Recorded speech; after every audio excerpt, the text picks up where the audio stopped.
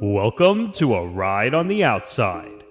MMA is full of people on the inside, but what about the ones that watch from beyond? Welcome to the MMA Outsiders with Tom Albano and Zain Bando on the Empty the Bench Podcast Network.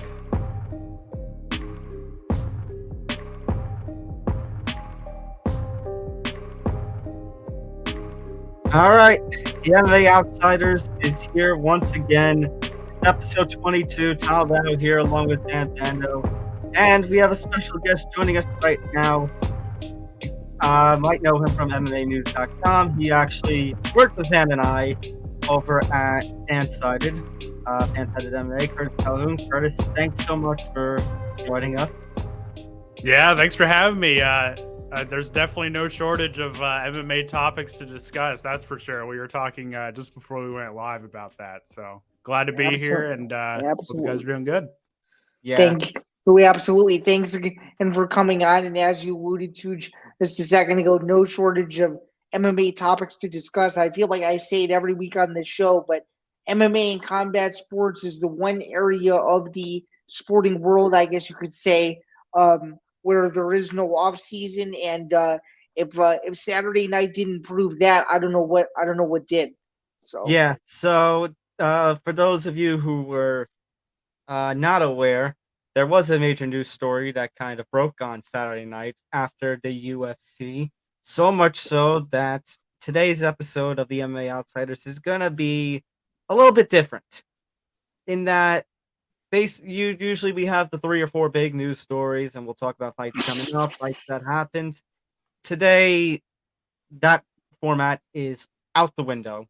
We will get to our UFC 283 with Zain and I, our little preview in just a little bit, but we're not going to talk about Vegas 67. We're not even going to talk about 3 big news stories because there is only one big news story to talk about.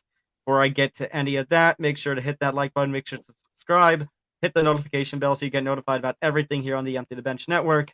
From us here at the MMA Outsiders to Empty the Bench, Game On, so much more. Follow us across the social media at MMA Outsiders, ETB, Facebook, Twitter, and Instagram.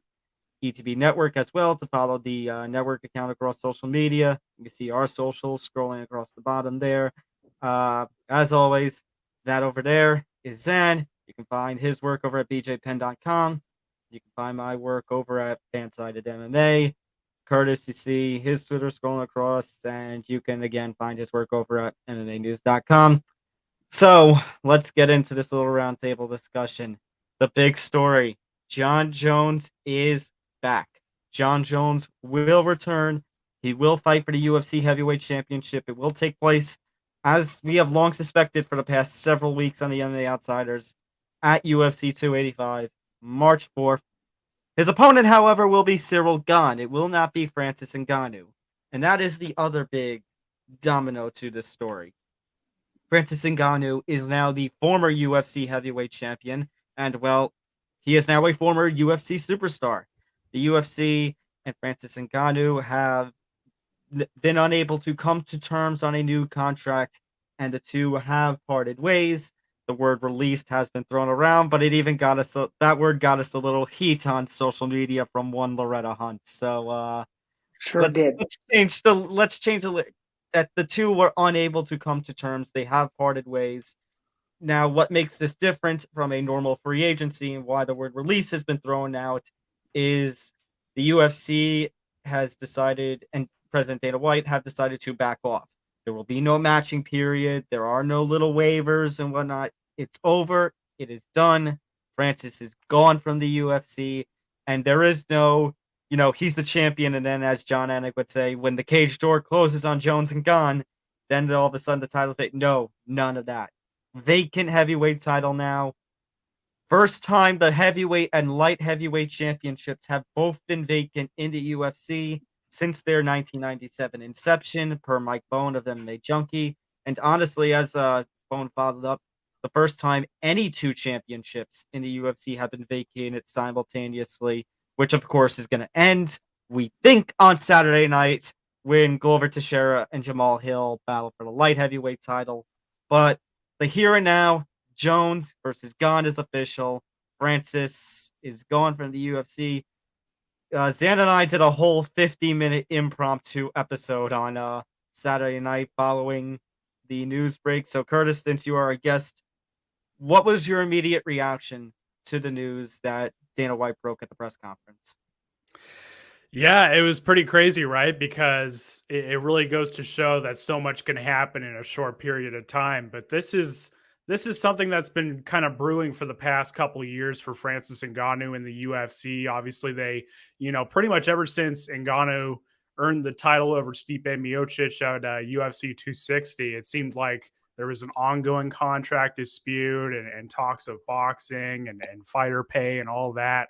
And this was kind of the icing on the cake and the end point of everything that's kind of happened the past 2 years or so. And it's just crazy. I think I'm seeing a lot of people talk about fighter pay and all that. And while I think that is a valid issue in this case, I don't think it is the issue. I think the biggest reason that Ngannou and the UFC couldn't come to terms was the stipulations of the contract, a la, not being able to have that flexibility to, fight a Tyson Fury, to do boxing, to do other things.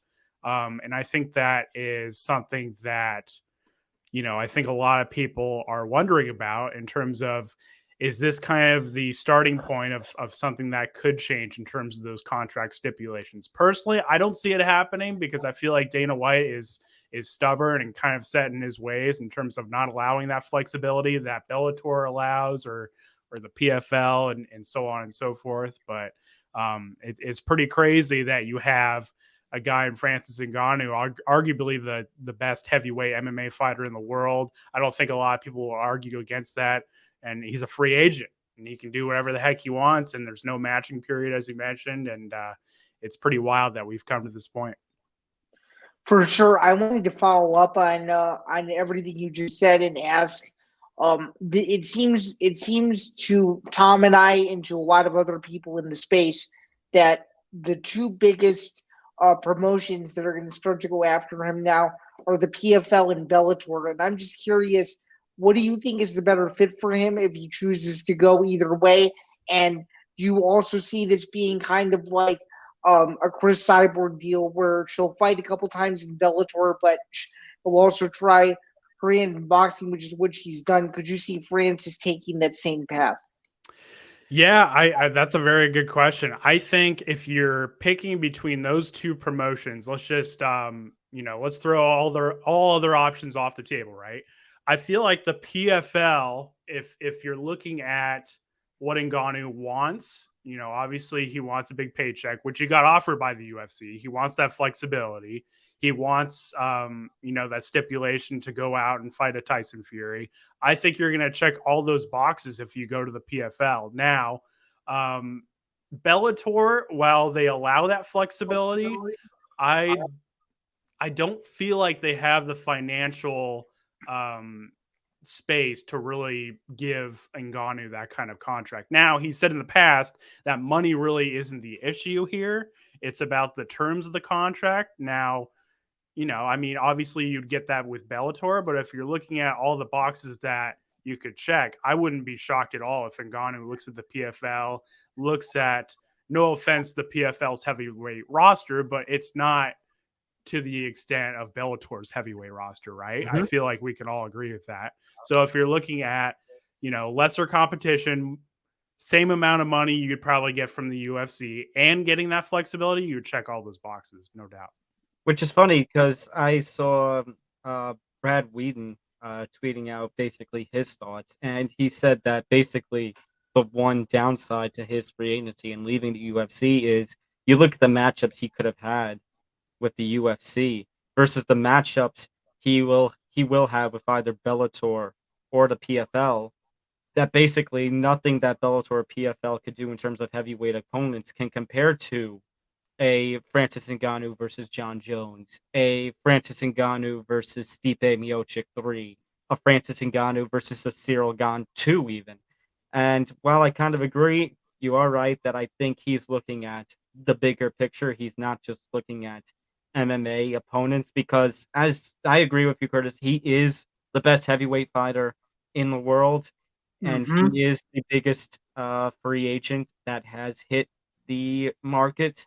I guess if you want to say since Chris Cyborg and her release a few years ago, or at this point, you could even say, and I think Zan, you made the comparison on Saturday night, since Fedor left Affliction MMA in the late aughts, and we had those rumors about him versus Couture, and then him versus Lesnar, and now here we are with the biggest heavyweight, who was the UFC heavyweight champion. We have not seen a champion from the UFC part ways with the promotion since BJ Penn was the welterweight champion in 2004. We nearly saw it in '07 and '08 with Couture when he was the heavyweight champion. Mhm. But now the reality has set in that the heavyweight champ, the supposed baddest man on the planet, is eligible to do whatever he wants.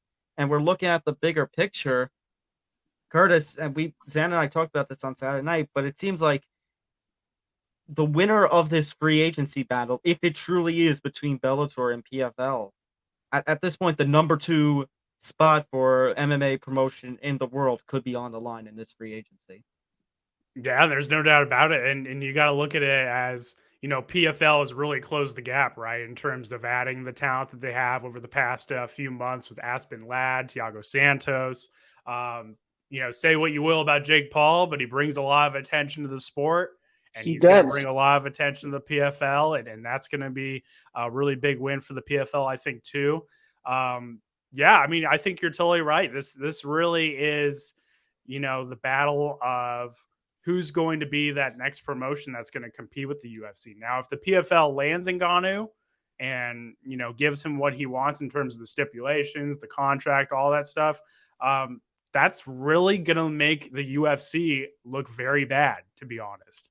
And I think that could really cause a domino effect in terms of adding those big name talents to other promotions like the PFL, Bellator, because they're able to offer that flexibility. So it's going to be interesting to see how the domino effect kind of plays out. For sure. This is kind of an outlier thing that I'm thinking about, but I'm always keeping in the back of my head that there could be a situation where he goes to one of these promotions and nobody wants to fight him. And it's almost like, okay, what does he do now? And then who knows, maybe he's forced back into a UFC contract again because nobody wants to. Because it's not that nobody would want to see him fight, it's just that nobody would want to fight him because they're either, well, not scared that they would lose to him, but there would just be no worthy competition for him to fight. But it's going to be a very interesting story, and it's a story that's been brewing for over a year, and I think we now know the answer to why Dana White was not cage side when Gane lost it, Francis. And it was simply because there was likely some negotiation and stuff going on, and they probably weren't happy that they were almost stuck when he won. And of course he was injured, so that kind of wrecked their whole plans.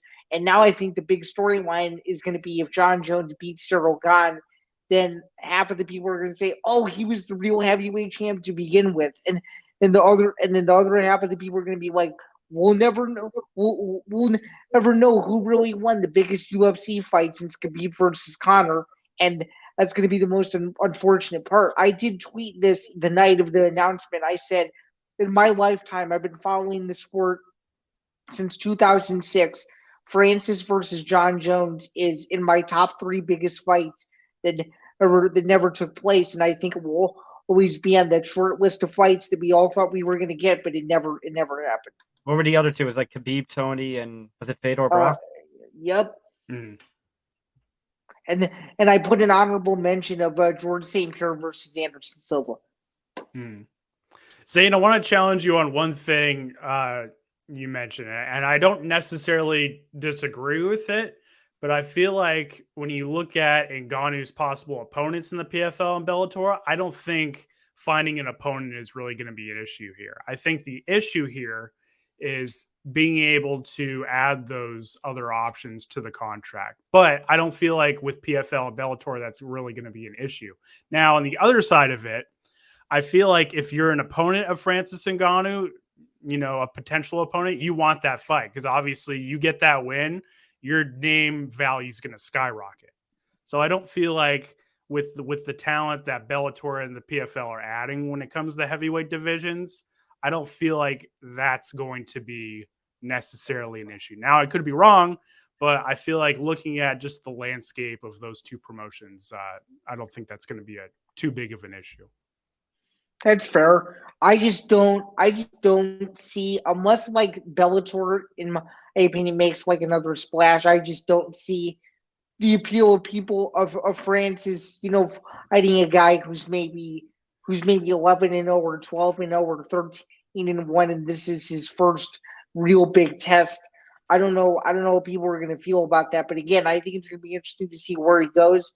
If it was me, I think the PFL has a lot more value, and I think staying on ESPN is a big deal, and especially with the new PFL Super 8 division, he could be one of the few fighters to kickstart the whole thing, and it could be a really big investment, assuming that PFL does it the right way if they end up landing him, of course. Mm-hmm. And I think that's the big thing is you're not just looking at his free agency in terms of what it'll do business wise and fight wise for him, but also from the perspective of the other promotions.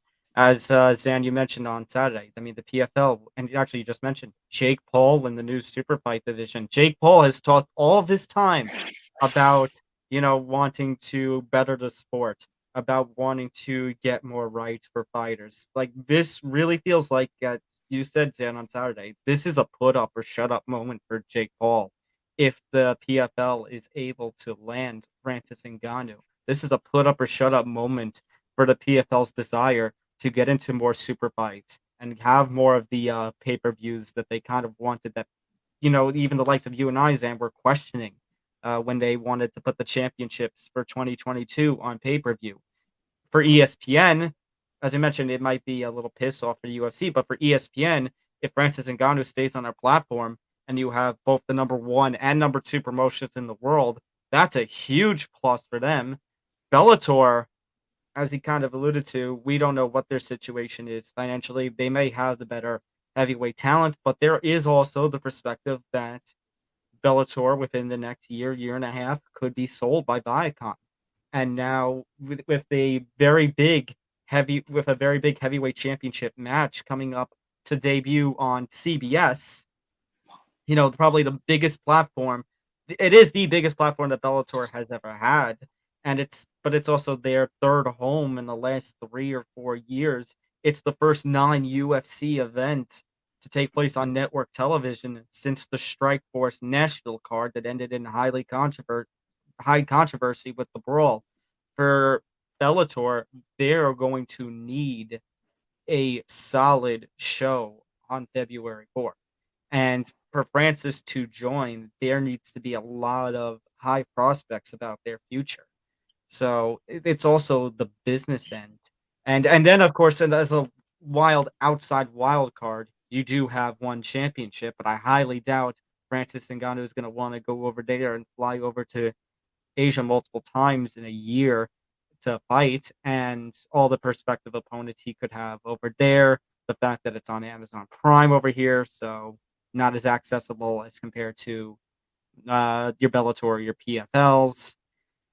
There's just a whole lot of business aspect too that could be shaken up with Francis going to one of these promotions. Well, Yeah, Tom, no, go ahead. No, I was just saying that I agree with him, and I think also I really do think the winner of Fedor versus Bader is really gonna tell to see, okay, what does Francis do depending on who wins the fight. Because to be honest with you, knowing that this is likely Fedor's retirement fight, I think all three of us could say with certainty that we would all be down to see a potential Francis versus Ryan Bader matchup in the near future. So my overall point being is that main event is riding a lot on a lot of things that aren't just Bellator related, but free agency related too. And Francis has to be at the top of the list. And when Scott Coker tweets an article from February of last year saying that he's interested in Ngannou over a year later, that news is telling him something that he needs to strike when the iron's hot. And people actually decided to go into his mentions and said, you missed out on so-and-so, so-and-so, and so-and-so. if you land Francis Ngannou, you guys could potentially put a full stranglehold on being the number 2 promotion in the world. And So then that's the other thing that I forgot. That if Ryan Bader wins and Francis signs with Bellator, I mean, that's the closest to a dream cross promotion bout that we'd never get because of the UFC's stubbornness to not do cross promotions of Francis versus Bader for a heavyweight title. for sure, and those are 2 former UFC heavyweight mainstays competing in a different promotion for gold. It has a lot riding on it. Then the whole debate is, who has the better heavyweight division? Is it the UFC or Bellator? I think that potential matchup could tell us a lot if that fight comes to fruition at some point in the near future, if that's what he ends up deciding to do. No doubt about it. And Tom, one thing I wanted to point out that I actually really agree with, and it's a great point, is the broadcasting rights, right? Because I feel like, there's that uncertainty with Bellator in terms of, they're reportedly on the market this year, according to Ariel Helwani. He mentioned, I think, about a week or two ago that was allegedly the case. When you're an MMA manager or when you're an agent or anything, looking at athletes and across sports, you're looking at the bigger picture and you're looking at a lot of little things, right? You're looking at broadcasting rights, you're looking at ownership stability, and that's really interesting too. And that's going to be something that Bellator is probably going to have to move fast on in terms of adding that stability at the top, to get those bigger names like Ngannou and all that stuff too. Yeah, one of the final questions I wanted to pose to you two before we move into the other element of the room, which is the new vacant heavyweight title fight that we're going to get on March 4th. My final question is, if it was up to you and you guys were, I guess, the MMA deciders of the future, if you will, and you could put Francis in either Bellator or the PFL, which promotion would you put him in, and why? I think I would sign. If I was a decision maker, I think I would have Francis sign with the PFL. I just think there's too much value for him not to go over there. I agree. And it seems like if you saw that little social media photo with him with his relatives, with one of the female members wearing a PFL shirt, it kind of has the little hint that maybe he's eyeing them, especially. But I kind of agree. Yeah, Bellator has the better heavyweight talents. Yeah, they have, you could argue, maybe the bigger platform with CBS. But then you also consider, as we just mentioned, the absolute uncertainty. Yeah, they're on CBS right now with their Viacom deal and Showtime with their Viacom deal. How long? What happens if some new buyer comes in and purchases it? What's going to happen with that platform? What if, I know this is an outside shot, and us who, like competition don't want this to happen, but and it especially would hurt the antitrust lawsuit that's going on, but the perspective is always going to be there. What if it's the UFC that purchases Bellator? That would be a disastrous move.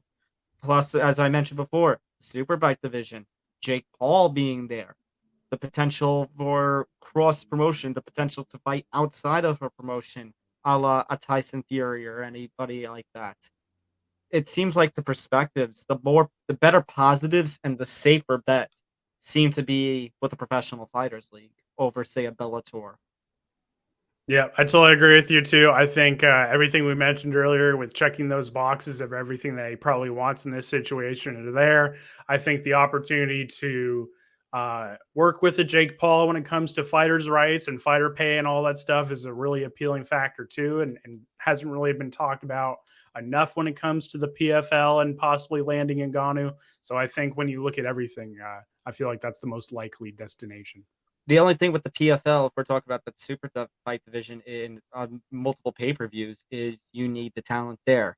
Like, I remember us after the first PFL pay-per-view, we said, okay, maybe they have the opportunity to run a Kayla versus Larissa Pacheco 4, but it's like, who's really going to pay for that? Especially if it's a pay-per-view, mid-season, you don't have the championships on the line like you did back in November. Somebody like a Francis Ngannou, and if you can find another talent for him, could change that. If Jake Paul is fighting on that card, that can change that. Hell, imagine if, I'm just throwing this, it's outside possibilities here, but imagine if Francis and Jake Paul land with the PFL, and then Nate Diaz signs with a PFL for a super fight. for a super fight pay-per-view deal. And then imagine if on that list Tyron Woodley joins the PFL too. Could you imagine? Could you imagine that? That would be one of the craziest free agent foursomes you've ever seen in one promotion. Like there's a lot of high possibilities here with the PFL, and I still think it is the safer option. But there is also the chance that everything falls through and disaster could strike. But I still say PFL over Bellator. The last question for me before we go on to that other angle with this vacant heavyweight title, guys. Over under a month. How long does Francis stay a free agent before he signs a deal? My pick is the over. How long? Yeah, my pick is the over too, because I feel like with Bellator's uncertainty, I feel like Ngannou's probably going to wait and at least see what the landscape looks like. I don't think this is going to be a rushed decision at all. And you also got to think about, negotiating that possible Tyson Fury fight too. So he's got a lot on his plate right now. So I feel like it's definitely going to take over a month. And his knee too. He's got to still worry about that. So could you imagine on Bellator's first CBS show though? Let's say Ryan Bader beats Fedor, sentenced to retirement, retains the heavyweight title, and Francis Ngannou is sitting there at Cageside. Could you imagine the tension that would build there and the tease that Bellator would bring, even if ultimately he signed with PFL? That would be massive. And it would get a ton of people talking about it afterwards, even the people who don't even follow the sport, because it'll be on regular CB. That's true. So even people who aren't fans will be able to put a name to a face and a face to a name, whatever it may be. Yeah, for sure. My question is, if he goes and boxes, how bad is that going to hold up the heavyweight division? Because here's what I need, Curtis. We have a little expression that we constantly say on this show, and that is boxing gets in its own way. And boxing gets in its own way in trying to prevent, a undisputed heavyweight champion, an Usyk versus Fury fight in this case. So, I mean, if Francis goes and fights, say, a Tyson Fury, should we look at that negatively and that, oh, great, here's another obstacle before, we can have an undisputed heavyweight champion? Or should we look at the possibility that Fury and Ngannou fight and look at it and like, maybe that this is a good pace of change and that maybe it's worth a little sacrifice and delaying the possibility of an undisputed heavyweight champion a little longer? Yeah, it's a really good point. And I think the thing about boxing that's really killed it, especially the past few years, is how many different promoters are getting in the way of these big fights. Obviously, everyone thought that Terrence Crawford and Errol Spence Jr. was going to happen, and it seemed like a done deal, and then that fell through. I feel like when you look at it, I think that the Fury fight, if I'm Ngannou, that's number one on my to-do list right now. I think when you look at the paycheck that you're going to get from that, the amount of eyes that are going to be on that fight, I think, and you look at the different elements when you look at his knee injury and all that, I think that's probably the most likely scenario, is looking at that Fury fight first. And that's why I feel like, in terms of looking at over under a month, I feel like that's probably another reason why it's probably going to last longer than a month, is because I feel like, just hearing what Ngannou said, I feel like that Fury fight right now is his number one priority. And then after that, the real free agency will start. I was just going to say, too, to piggyback off that point, could you imagine how massive that world tour would be if that's what they end up doing? That would be absolutely absurd, going all over the world to the biggest cities in the world to promote that fight. And then it ends up, could you imagine if they did a fight like that at Allegiant Stadium or Elvis Cowboys Stadium or something like that? They make it this massive spectacle. It would be big. It would be really big. It would be massive. It would be definitely a blow for the UFC. Speaking of, all right, there is the other element to the story. Jon Jones is back, although maybe not in the circumstances that we wanted. I had mentioned in my moment of mayhem on Sunday morning and kind of alluded to it on Saturday night with Zain. As much as this is not the fight that people want, that we wanted Jones versus Ngannou. We have wanted it since it was first rumored when Jones wanted to go up to heavyweight in 2020, had his little fallout with the UFC. Jones was one of several fighters around that time, along with Conor, along with Masvidal, who at one point requested their release from the UFC during the pandemic. But now they have acquiesced. Jones wanted to do things right. And so here we are a couple of years later. It's going to be 3 years. We're talking just a year shy of the 4 years that it was for GSP when he returned to fight Michael Bisping for the middleweight title in Madison Square Garden. Jones is back. And I think that's the real selling point that it's going to be for the UFC. Because, yeah, this may not be the fight that he wanted. The heavyweight title's vacant. There's always a chance Gane could beat him. But I think they're looking at bigger picture. And Zain, you can back me up because we talked about this on Saturday night. The UFC has just raised the price of pay-per-views to what, $75, $80? 84.98, I think is what it is. 84.9. Okay, even more. You're gonna have a pay-per-view this coming weekend with 2 championships on the line. 3 weeks later, you've got Islam defending against Volkanovski, champ versus champ. 3 weeks later, you have 285. 2 weeks after that, you have Usman Edwards 3 in London. To make a fight fan purchase $85 pay-per-view 4 times within a 2-month span, you need to make it worth it. And I think especially when you have champion versus champion and a highly anticipated rematch in London after the shocking upset that Edwards pulled at the middle of last year, you need something to entice the fans to purchase one more time. And Jon Jones' long-awaited return is that move. Yeah, I was just going to say, if you want to save money, you might be better off going to one of these 4 events and paying for the other 3, is because you could probably buy a cheaper ticket to go rather than spending $80 4 times. But what I was gonna ask, and I don't mean this in a joking manner, is do we really think that Jon Jones is going to make it to this fight? You know how Las Vegas can get to him. There's always something bad that always happens around the Jon Jones fight week. It always feels like it's cursed every single time. Are we sure that Jon Jones will make it to this fight, or is this fight going to blow up in smoke the week of the fight? I understand that perspective. But we've seen what the UFC is willing to do with Jon Jones when it moved from Nevada to California, December 2018, on 6 days' notice. If something were to fall through with this, and considering the circumstances, what we just talked about, with Francis leaving and the 4 times charging fight fans for pay-per-views in a 2-month span, I think the UFC would be so desperate. If something happened with Jones in Vegas, they'd be willing to do it again. They'd be willing to move to California or Texas, even on less than a week's notice, just to ensure that Jones fights. That's a fair take. On the fight itself, I'm going to pose a question to both of you. Do you guys have an early prediction for this fight, and how do you guys see this fight playing out from a stylistic perspective? My prediction's chaos. I think this is going to be an awesome matchup. I can't wait. I wouldn't say I'm in the minority, but I actually feel like this is actually a more competitive and will play out as a more competitive matchup than Ngannou Jones. And here's why. Because when you look at stylistically, right, Gane is obviously a guy that gets a lot of credit for his stand-up, right? He moves like a welterweight and he's a heavyweight.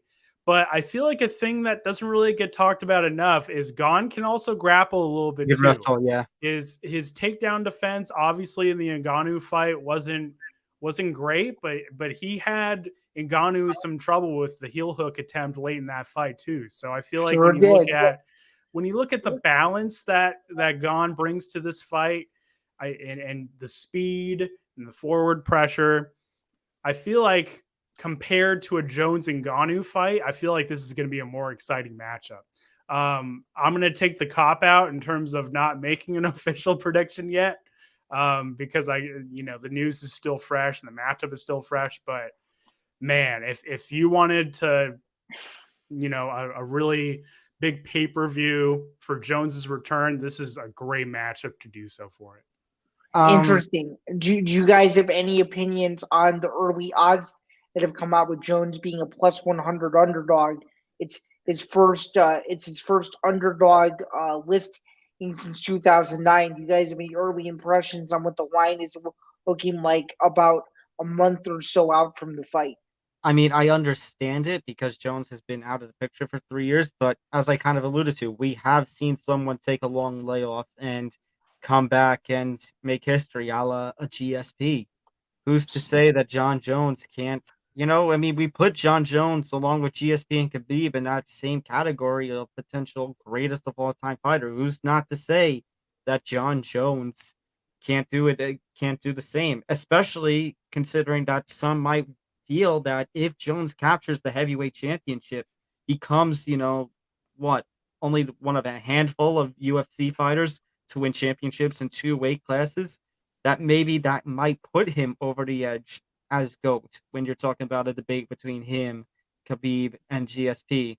Curtis, as far as your claim of it's a more, better fight, yeah, I kind of agree. I know I said Jones versus Ngannou was the fight that more people wanted, but I don't know how Jones would have fared with the kind of power that Ngannou could have brought. I think Jones versus Gane, as you mentioned, both great strikers, both very elusive, both great with their grappling. Because his Gane's grappling and wrestling by far is great. I think you look at that Gane versus Ngannou fight, I think that's more of a credit to Ngannou for working around an injury and working on something that had always been a weak point with him, his grappling and wrestling, and being able to use it against Gane. So this Jones versus Gane fight is going to be highly competitive. For some reason, I feel like a decision win for Jones might be in the cards on this one. I think so too. Zan, let me throw a question back out at you, and Curtis, you could bring this in too, because Sure. you had made a claim, Zan, on Saturday night. The UFC's nightmare scenario would be Francis leaving like he does now, and then Jon Jones beating Gane for the heavyweight title, especially if it's in controversy, and then retiring afterwards. Now, granted, Jones has signed an 8-fight deal. That news came out on Saturday night. But do we really think Jones is going to fight all 8 fights this deal? I highly doubt it. I don't either. I don't think so either. I think a lot of people would be shocked if he did, considering A, his age, and B, the way that he's dominated everybody. He probably feels like he doesn't have much more to prove, and he ended up fighting 3 or 4 fights and then being done because he feels like he's cleaned out two entire divisions. And honestly, if that ends up being the case, who could really blame him? That's my thought on that. Well, let me counter. Let me go to the counter I was going to make. Is that the UFC's nightmare scenario, or would it be more a nightmare if Francis leaves as he does now, and then Gane beats Jones? It's interesting in the sense that Gane doesn't draw the same star power that Jones does, but I do think in a positive way it makes a UFC Paris pay-per-view card that much more likely if Gane beats Jones, because then right away, if it's like a quick fight with a controversial stoppage, you'd have to do a rematch right away, and that rematch would sell big time if they did it in Gane's home country. Actually, it might end up being a win for the UFC if Gane wins, because then it builds this whole storyline of drama to where they could fight 3 times, and it ended up being one of the biggest heavyweight trilogies in a very long time. Curtis, what do you think? I think an important thing to remember too is not only do you have Jones, do you have Gane fighting for that title, but you also have Stipe Miocic who's waiting in the wings too, right? So I feel like if Jones wins the title, or if Gane wins the title, really, I think you could be looking at Miocic possibly returning in July, possibly for International Fight Week. And I feel like if you're Jones, I feel like if there's a scenario where he fights and then retires, I feel like he wins the title. He faces Miocic in July. I could see him retiring after the Miocic fight because, there's been that discussion of GOAT versus GOAT per se in terms of the light heavyweight GOAT versus the heavyweight GOAT, what that matchup would look like. I think that's something to keep in mind too. Now, answering Zane's question earlier about the odds, I'm not super surprised just because of the 3-year layoff, moving up a weight class and facing those guys with that kind of power. I mean, this isn't just a move up in weight. This is a 60-pound move up in weight.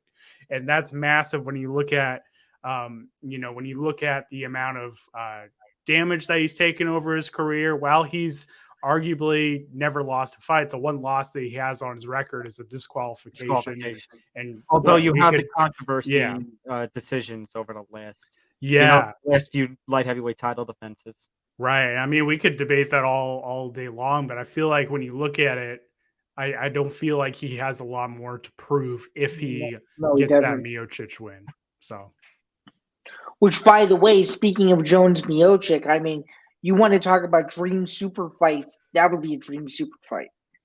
Absolutely. And if you want to talk about calling your shot and making it work, I had said for the longest time when these negotiations were going on and Jones versus Ngannou was up in the air, it said, well, but considering how Miocic lost the title to Ngannou in pretty one-sided fashion, all the time he had been taking all of its life, maybe his pull in the negotiations was getting shorter.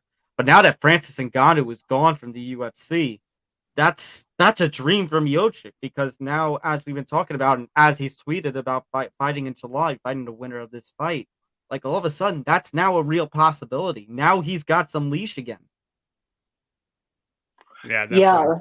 Yeah, you could argue that the biggest winner this weekend was Stipe Miocic, given that potential scenario, which honestly would be good, because I've said it for years that I think Stipe Miocic is one of the best heavyweight fighters ever, if not, in some people's eyes, the consensus heavyweight GOAT, with him defending his heavyweight title the most times in the history of the division, which means that if the cards are played right, July is going to be a massive month for the UFC if they're able to get that fight done. And usually July is when the main event means more. Well, if they can get Jones Miocic done, that could be gigantic. We'll see how that plays out. But I think, as Tom and I also alluded to Saturday night, it's stepping up to be, in my opinion, just ahead of these fights, of course, the biggest Q1 at least since I started watching the UFC, maybe even in UFC history.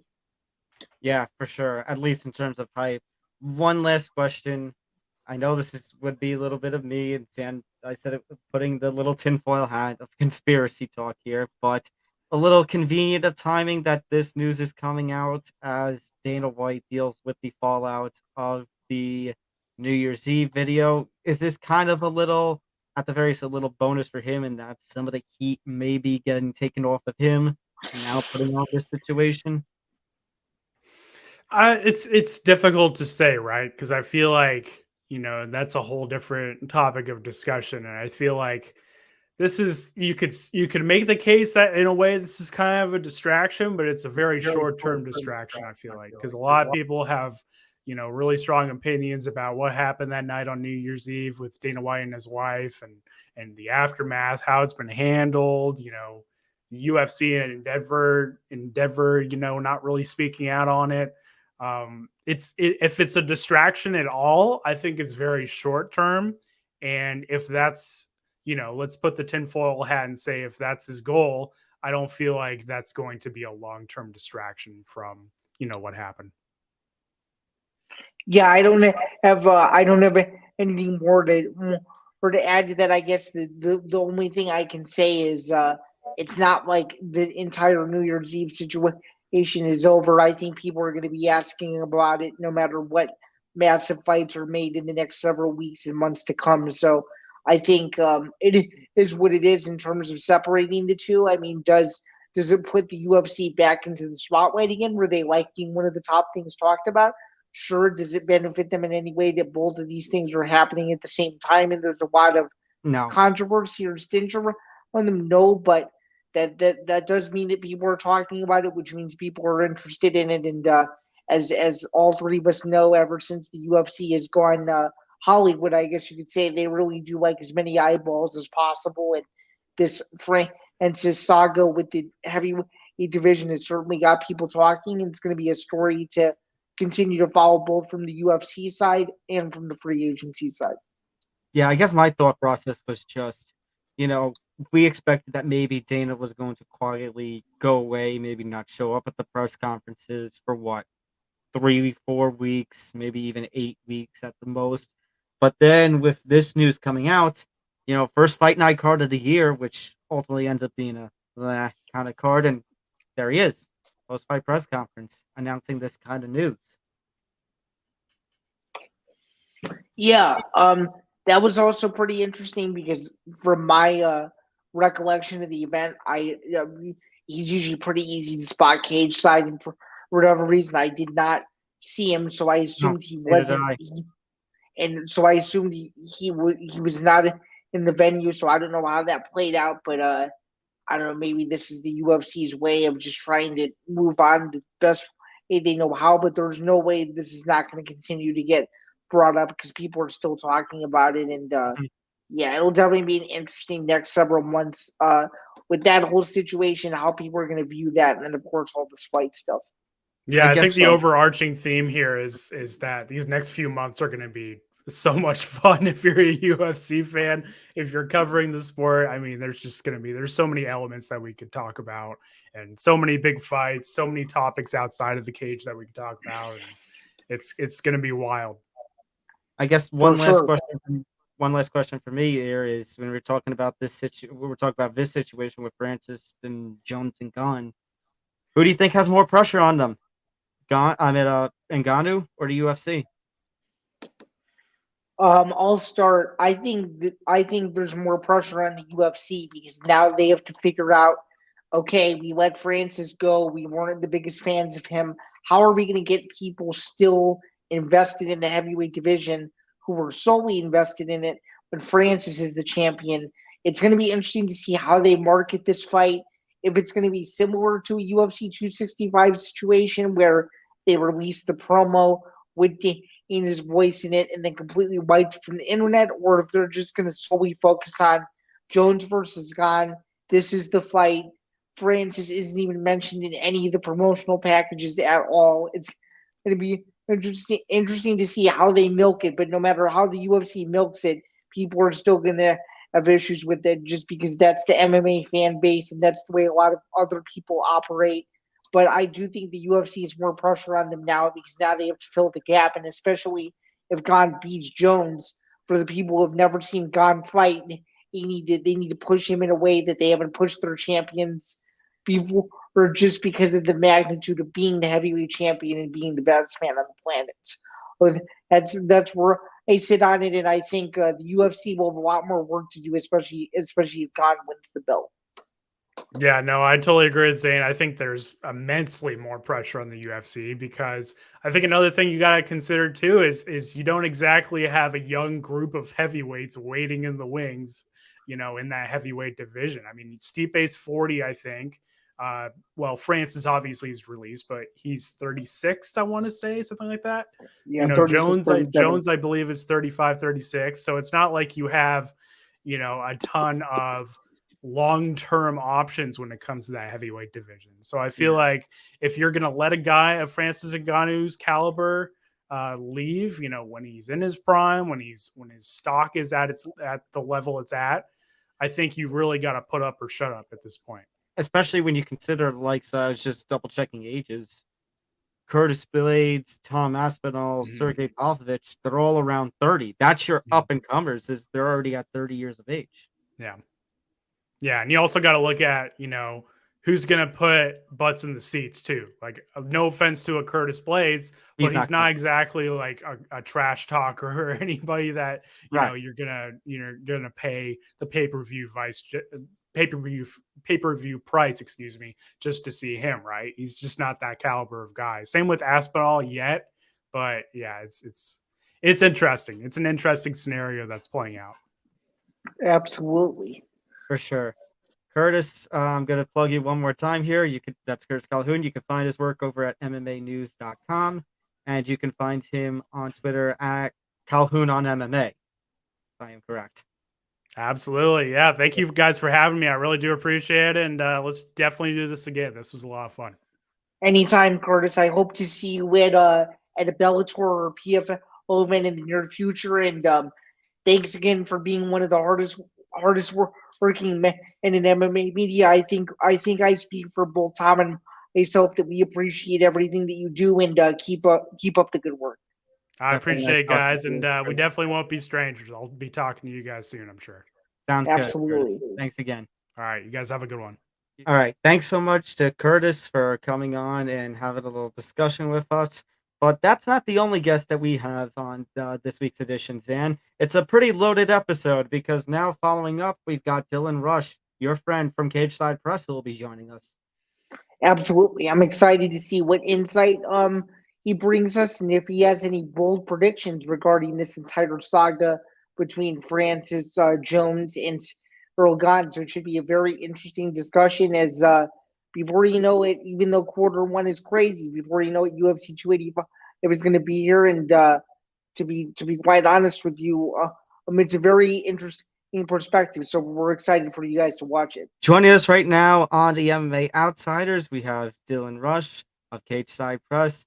Dylan is here to talk more about this whole Jones Gane and Ngannou debacle that we've been discussing all episode long. So, Dylan, thank you so much for joining us. Thank you guys for having me, man. I'm excited. Thank you guys. Good to be Anytime. here. Anytime. So, Dylan, like we asked Curtis earlier, just your first take, like when Dana broke the news at the press conference after UFC Vegas 67, confirming the Jones Gane matchup, even though we had the sign outside of Team Mobile afterwards, but the bigger news of he in the UFC or letting Ngannou walk. Just what was your reaction immediately as he said that? Yeah, so in some ways I was very surprised, being that I wasn't expecting Dana to announce right then and there that Francis had been released from his contract obligations. That honestly, in truer words, he lost the bidding war. Dana White can go and he can say that Francis wants to go and fight lesser competition elsewhere and make more money. But the fact of the matter is Francis Ngannou did everything he set out to when he joined the UFC back almost 10 years ago. He knocked out Blades twice, Overeem, Jarzinho. He beat Gane, out-wrestled Gane. He beat Stipe, who people were boasting Stipe as the heavyweight GOAT. Francis did everything. There's nobody in the UFC is afraid of anyone. Like Eddie Alvarez said on MMA Junkie the other day, nobody in the UFC is afraid of anyone. They're not afraid of the competition. They just want to make the most money. They don't care about who the guy standing across the cage from them is.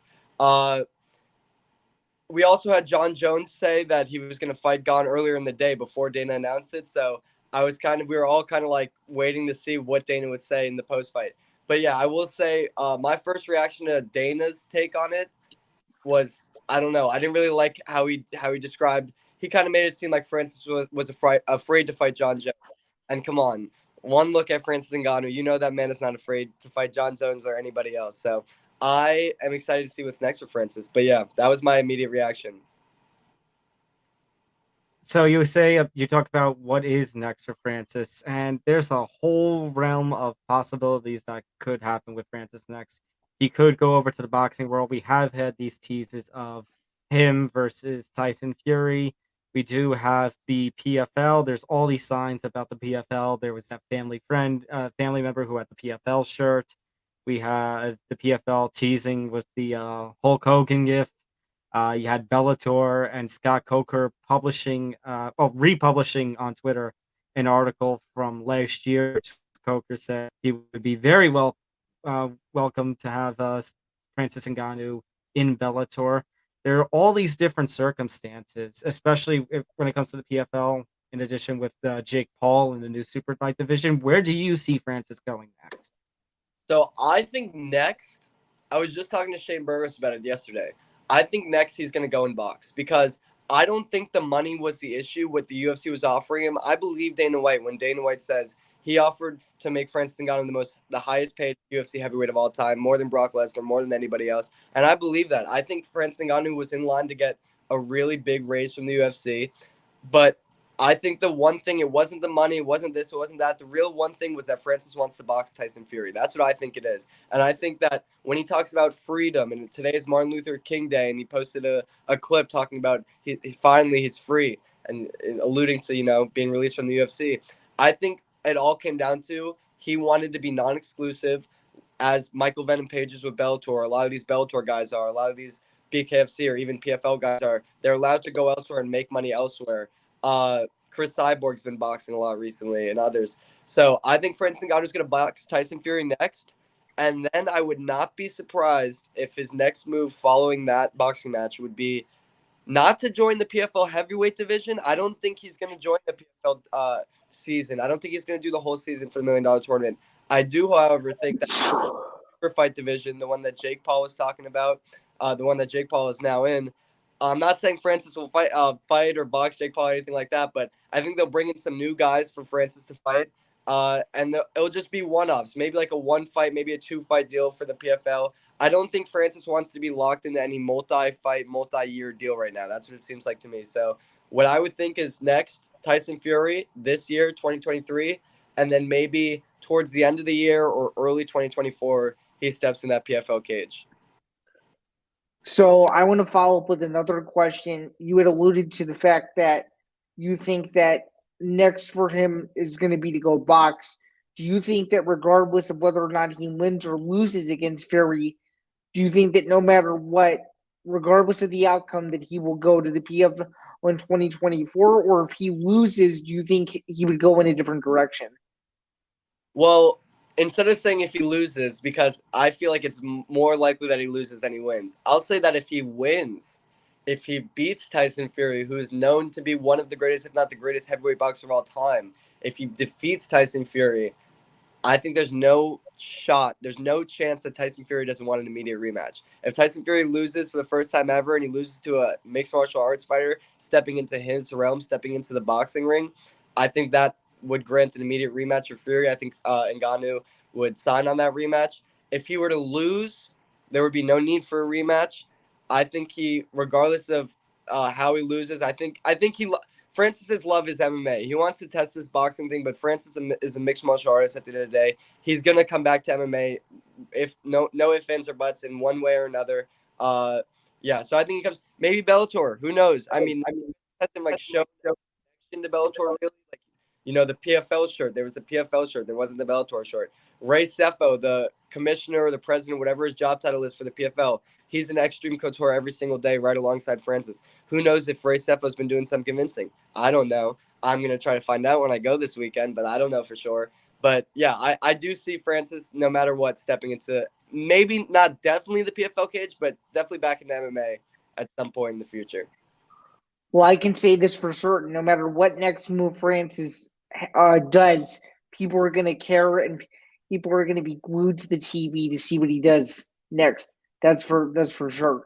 No doubt about it. He is a big draw. Boxing, freaking bull riding, baseball, whatever Francis Ngannou is doing. He's such a physically imposing person that everybody's going to watch whatever Francis Ngannou's next venture is. So, shoot, Francis Ngannou to the WWE sounds interesting too. I would not be opposed. I myself grew up as a WWE fan before I fell in love with martial arts. I would love to see that. I would love to see Francis versus Brock in the WWE or Cain Velasquez or something like that. That would be awesome. That would be crazy. Tyson Fury has had his little appearances with the WWE over the last couple of years. You mentioned boxing, though. So I mentioned this to Curtis, but Dylan, Zain and I have a little expression that we constantly bring up on this show, and that is boxing gets in its own way. The frustration of not being able to crown undisputed champions, whether it be Crawford and Spence, or whether it be Fury and Usyk, because we mentioned this fight with Ngannou versus Fury, and how should people feel about it? Because I guarantee you're gonna have some boxing purists if that fight comes to fruition, say, "Oh, great, another obstacle to get into the way of Fury versus Usyk, another obstacle of getting into the way to an undisputed heavyweight champion." But considering the circumstances of that kind of matchup, Ngannou and Fury, and the money that it could bring, is this, a necessary obstacle? So I'm far from a boxing purist, I would say. I'm not the biggest boxing fan for the reasons that you just stated. I hate the fact that there are so many tune-ups in between the real fights that you want to watch. Like, it feels like every other boxing match I watch, it's like one guy's minus 2,000. It's just like you're waiting for him. You're guessing which rounds he's going to knock him out. It's not really a matter of if the other guy has a chance of winning. So as a boxing purist, I completely understand that side of it, that vantage point, that it's kind of like an unnecessary obstacle between the Usyk and the Fury match. But I'm a mixed martial arts fan, and as a mixed martial arts fan, I would love to see this fight. I think it's a bigger fight. I think that overall, more people would like to see Francis versus Fury. And I still think Fury versus Usyk could come next. So I don't think it's an obstacle in the timeline, but not like in the longevity in the grand scheme of things. I think Usyk versus Fury is bound to happen regardless. But this is the thing. I'm going to mention Jake Paul real quick. I used to not like Jake Paul back maybe 2-3 years ago, and before that, before I got into this MMA thing. And even when I got into MMA, I used to never post about him. I used to never give him the light of day because I just felt like he was a distraction. I've completely done a 180 on my opinion of Jake Paul. I think at this point, if you're anti-Jake Paul, you're anti-MMA. He's done amazing things for this sport. He's bringing so many eyes to the sport. He's changed boxing now. He's trying to change MMA.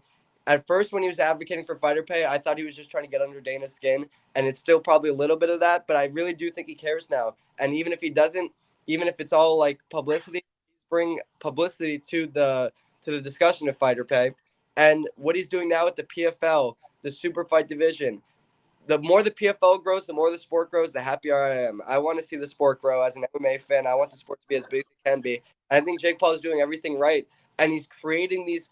This is what to tie it all together real quick. I don't think we'd be talking about Francis Ngannou, Tyson Fury if it wasn't for Jake Paul. I don't think that we'd be talking about a lot of these different things if it weren't for Jake Paul with these NBA players, Darren Williams and Nate Robinson, now Uriah Hall going to boxing. He's making it so that, I don't know, it's just more open. It's like boxing purists might hate it, and I could see their point, but it's making things fun. And sometimes it's good to just have fun. Chael Sonnen said it to me at Jake Paul Anderson Silva in September at the press conference. He was like, this isn't a championship match. This isn't like a hardcore fans match. This is just fun. Every now and again, every couple months, we get to just have some fun with it. And that's what we're having. We're having fun. I think Francis Ngannou versus Tyson Fury would be fun. And I think seeing Jake Paul in PFL is going to be fun as well. And I think with Jake Paul being in the super fight division and saying that all he said about wanting to create fighter pay, a better fighter pay structure, and the PFL and their push for pay-per-views. I remember Zain and I, when we were first talking about pay-per-views, putting that pay-per-view on for the championship card, and we appreciated their heart, but it's like, who's going to want to pay for it? So this is like Francis's free agency, I feel, is the ultimate put up or shut up with the PFL, because if you can sign Francis Ngannou, you can top Bellator for the number 2 promotion in the world. You can have legitimate stars who, will be booked for these pay-per-views, this pay-per-view expansion that you want, rather than just booking Kayla Harrison versus Larissa Pacheco 4 and 5. 100%. 100%. I think that the PFL would be off their rocker to not throw a bag at Francis Ngannou. They should hand him an empty check. He would be the biggest fighter, the biggest signing in PFL history. And that's coming right after Jake Paul, so that's saying a lot. If they get Jake Paul, Francis Ngannou in the same month following the Shane Burgos signing, Marlon Moraes, Aspen Ladd, let's not forget Thiago Santos, who's always fun to watch despite being on a little bit of a skid in recent years. I'm excited for the PFL. I think it's going to be a big, big year. I've only covered one PFL event, the championships last November, and it was a great time, great fights, a lot of finishes, and you always love to see people winning $1 million in the crowd and stuff like that. So I think PFL is a bright future.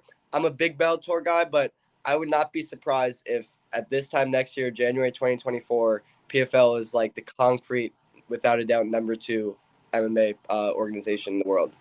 Yeah, I think 2023 is setting up to be the biggest year in PFL history if they do it the right way, for sure. And it's just something that I think makes the sport more fun, because now if Francis goes to the PFL, it's very similar to when, although this was brief, it was very similar to when Fedor went to Affliction and the UFC decided, let's do these counter-program UFC Fight Night cards and see if we can beat Fedor. And quite frankly, they sort of failed miserably at it. So it'll be interesting to see if they can get Francis, if the UFC will pull an old trick from over a decade ago and see if they can try to mess with them. And if the PFL has enough leverage, which you were kind of alluding to, with the Jake Paul signing and everything that he's doing for advocating for fighter pay and what have you, the UFC could be in a little bit of trouble in terms of a competition standpoint that you haven't really seen since they bought Strikeforce over a decade ago. Shane Burgos said that he was not going to be the only one when he did it, when he left UFC to join PFL. He set the trend and he made it. I'm not saying like it wouldn't have happened without him, but he like expedited the process and he made it clear that you can be a ranked UFC fighter and leave for the greater good of your family, to put food on the table. I mean, most of these guys aren't poor, like putting food on the table isn't there, but you know what I mean. Shane Burgos in the later stages of career, just like Santos, just like Marlon Moraes, and they're getting paid more than ever now. And if it's lesser competition, which it most likely more often than not in the PFL, it will be lesser competition than the UFC. I mean, shit, man, more money and less damage, and you keep your brain and your health going into your 40s. 100%. I'll follow that up with 2 points. Number one, yeah, UFC might be pissed off on the competition side if he goes to PFL, but you know who's going to be really happy? ESPN. Imagine if PFL pulls all these moves right. They get to keep Francis Ngannou on their platform, and they have the number 1 and number 2 promotions in the world. ESPN would be a very, very happy cable and streaming network because they'll get to have the strong arm of the competition.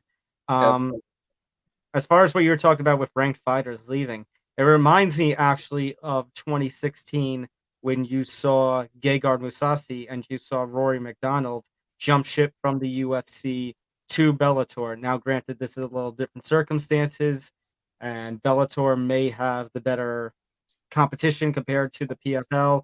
If Francis leaving and competing in a Bellator might be the closest you get to one of these forbidden door cross promotion things that Dana never wants to do with a Ryan Bader versus Francis Ngannou kind of fight. But there is also the possibility that, well, we don't know what Bellator's future is, if considering the reports that Helwani mentioned a couple of weeks ago that they might be for sale, even if they have a really strong debut on CBS in a couple of weeks. By this time next year, Viacom might sell them off to, well, God knows who, and whatever the future is for Bellator was already on their third home network in like 3 or 4 years. Yeah, I don't know where PFL is getting their money.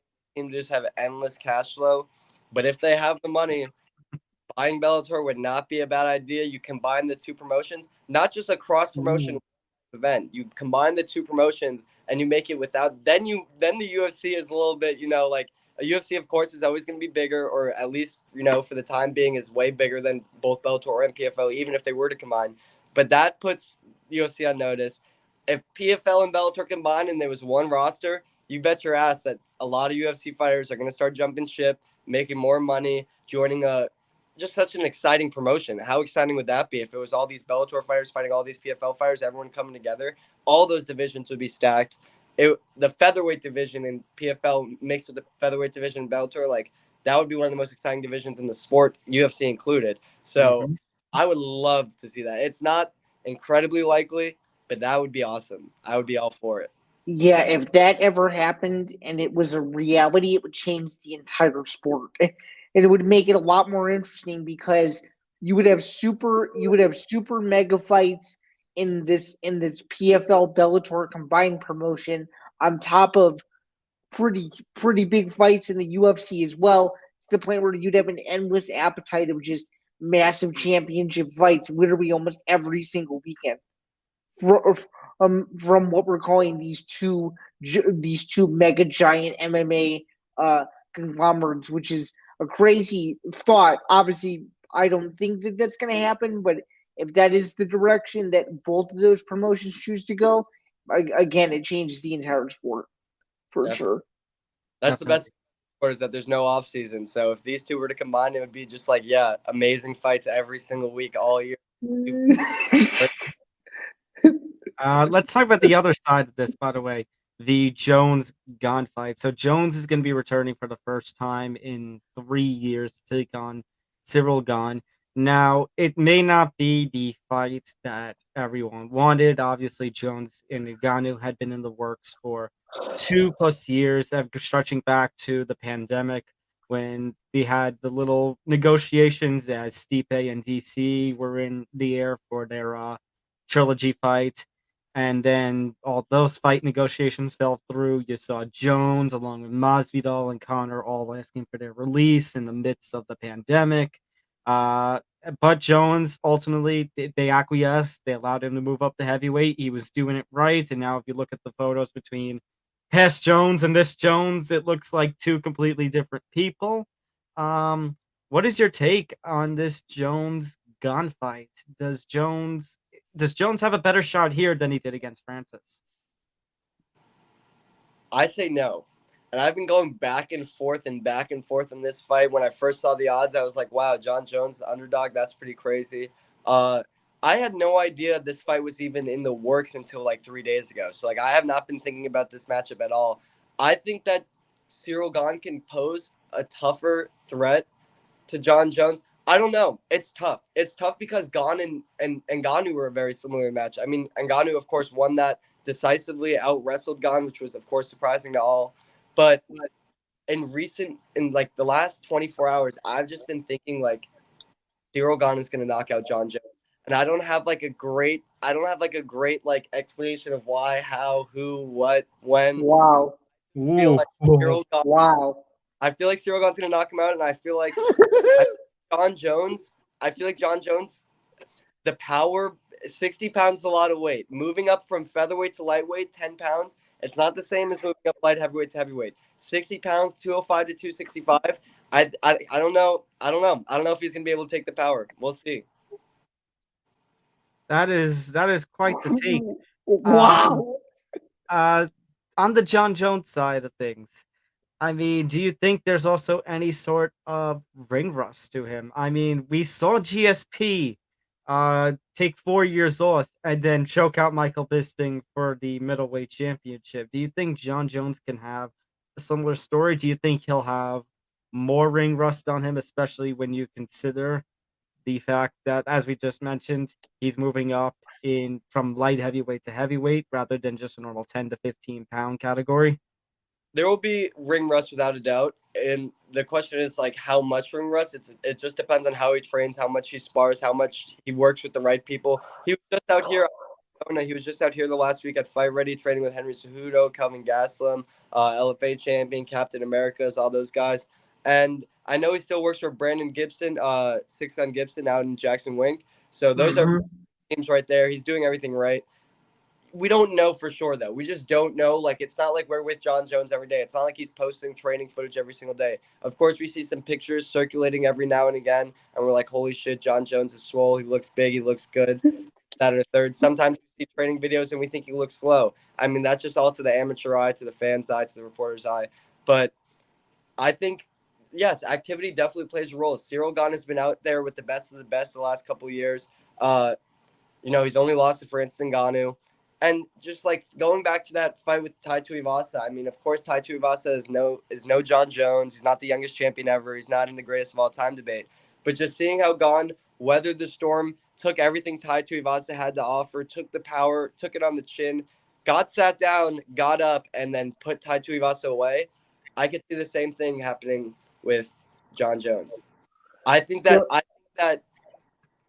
Jon Jones is more likely to win a decision against Ciryl Gane and pick him apart from the outside, which is Ciryl Gane's game. So I don't know. This is such a tough fight to break down. I need to give it more thought. But I think if someone's going to knock someone out, it's going to be Ciryl Gane knocking out Jon Jones. I'm going to throw a bit of a curveball question at you. And as much as it seems like you're very excited for this fight, I'm very excited for this fight. Tom is very excited for this fight. I think the world is going to start to buzz as it gets closer. Dylan, the $1 million question: does Jon Jones make it to March 4th? Because you and I both know Las Vegas is not a very kind place to our friend over here.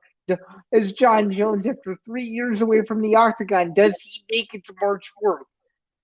I guarantee he makes it. I know it's funny to speculate, and it's not a joke. Like, I know it's a real question because, like, it is with all the stuff Jon has done, especially, like, what Dana brought him to Vegas for like 24 hours. He couldn't keep himself out of jail. I mean, shit, it's hard to say this confidently, but I really believe Jon Jones. I'm not going to say he turned a new leaf. It's hard to be his fan. He does all these things that are not great, even outside the sport, of course. But I think Jon Jones makes it. I would be shocked.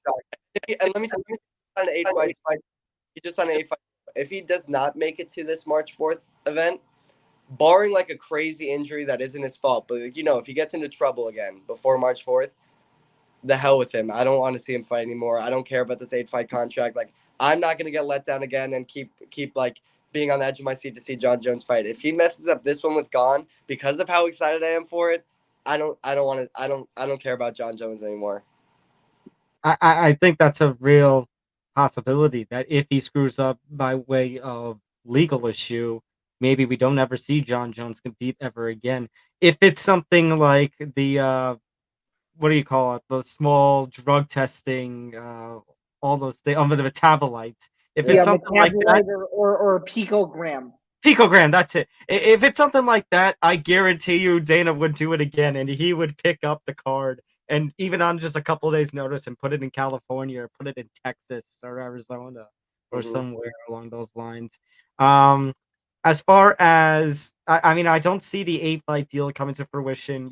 Even if he stays out of trouble, I don't know if he'll fight all 8 fights. I How think old is He's like 35, 36 right now.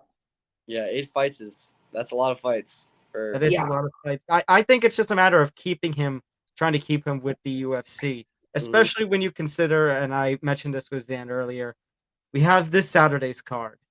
3 weeks later, we have Islam Volkanovski. 3 weeks later is the Jones fight. 2 weeks after that is Leon Usman 3.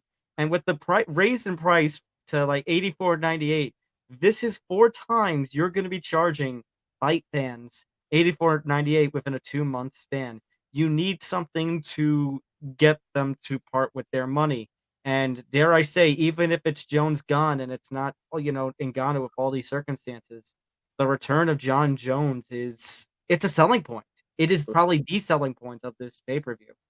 100% for us, for fans, for everyone, for the people that even people that were UFC fans 5 years ago, 10 years ago, that fell in love with the sport through Jon Jones and have since fallen out of love with the sport and have not been buying pay-per-views recently. There are a lot of Jon Jones fans out there. Like, Jon Jones really grew this sport. He's on my Mount Rushmore without a doubt. He's changed the sport forever. He brought so many new fans to the sport, and I think he's going to do it again, like you just said. I think he's going to put butts and seats in the stadiums, and he's gonna put butts and seats on the couches too for the pay-per-views too. So I think it was definitely to lock up Jon Jones, whether or not he fulfills the 8 fights. I think it was a good move for sure. I agree. I'm making a prediction right now that this is coming out this is coming out later this week, but I'm making a prediction right now that I think Jon Jones only fights 2 out of his 8 fights. That's what I think. I mean, I think he's going to fight this fight, and this is assuming that he wins. I think he's going to fight this fight. He's going to fight Stipe. Whatever happened in the Stipe fight, he's going to retire afterward. I mean, that's a real possibility, Zan. I mean, we had been talking on Saturday night that I mean, we don't know how much leash Stipe has because of the circumstances of him losing pretty one-sided fashion to Francis or a couple of years ago, and the fact that he had been inactive. But now that Francis is gone, all of a sudden Stipe's leash, all of a sudden his say is a lot. It's back. Like all that waiting, it has paid off. That Stipe could very much, as we alluded to with Curtis earlier, get the winner of Jones versus Gane International Fight Week in July. And if it is Jones versus Stipe, that kind of dream fight, that might be the way that Jones goes out. But let me flip it a little bit to a different kind of question, a little more negative kind of question. Bigger nightmare for the UFC, excluding Jones having any more legal issues. Bigger nightmare for the UFC. Ngannou walks and Gane defeats Jones, as you predicted earlier, Dylan, or Ngannou walks as he did, Jones beats Gane, Jones retires after beating Gane. The second one, because retiring with the belt is always like the worst thing for an organization. You remember, I don't know if you guys are WWE fans, but when CM Punk defeated John Cena for a WWE Championship in his home Chicago and walked out of the crowd with the belt. I mean, of course, that was scripted. I believe so. I believe that was scripted.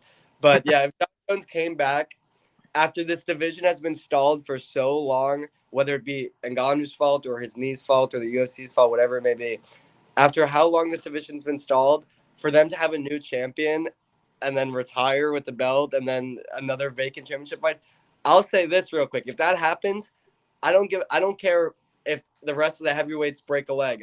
Gane doesn't deserve to be in 3 vacant title fights or 3 interim title fights. No, absolutely not. No.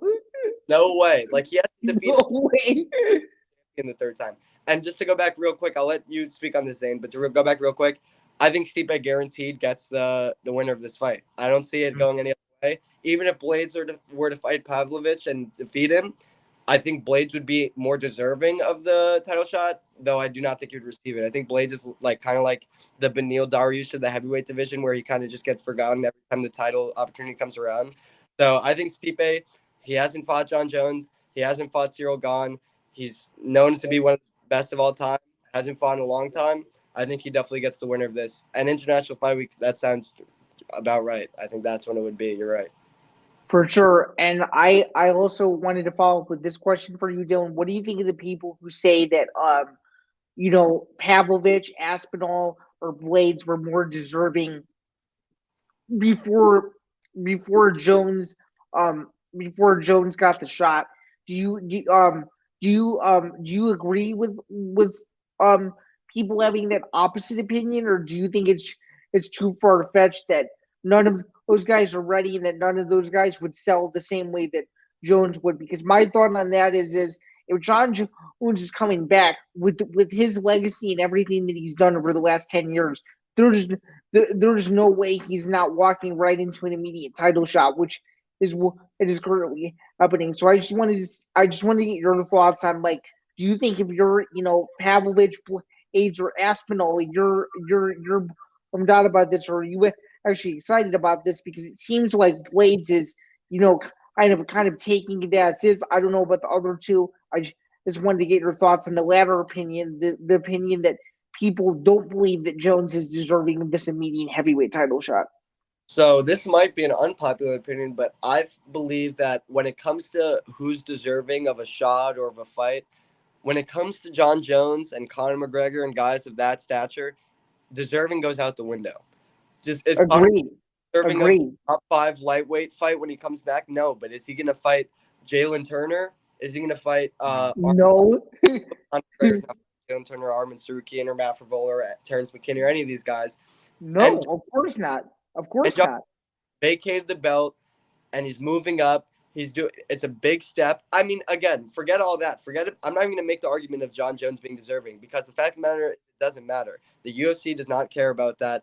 Jon Jones is the bigger fight to make. He's the youngest champion ever. He's one of the greatest of all time. He's coming back to the greatest division there is. Everyone loves heavyweight. Everyone loves to see big guys knocking each other out. So there was never ever a 1% inkling of a chance that Pavlovich or Aspinall or Blades get the opportunities that Jon Jones gets. I will say this, though. Because I'm just giving a thought sitting here now.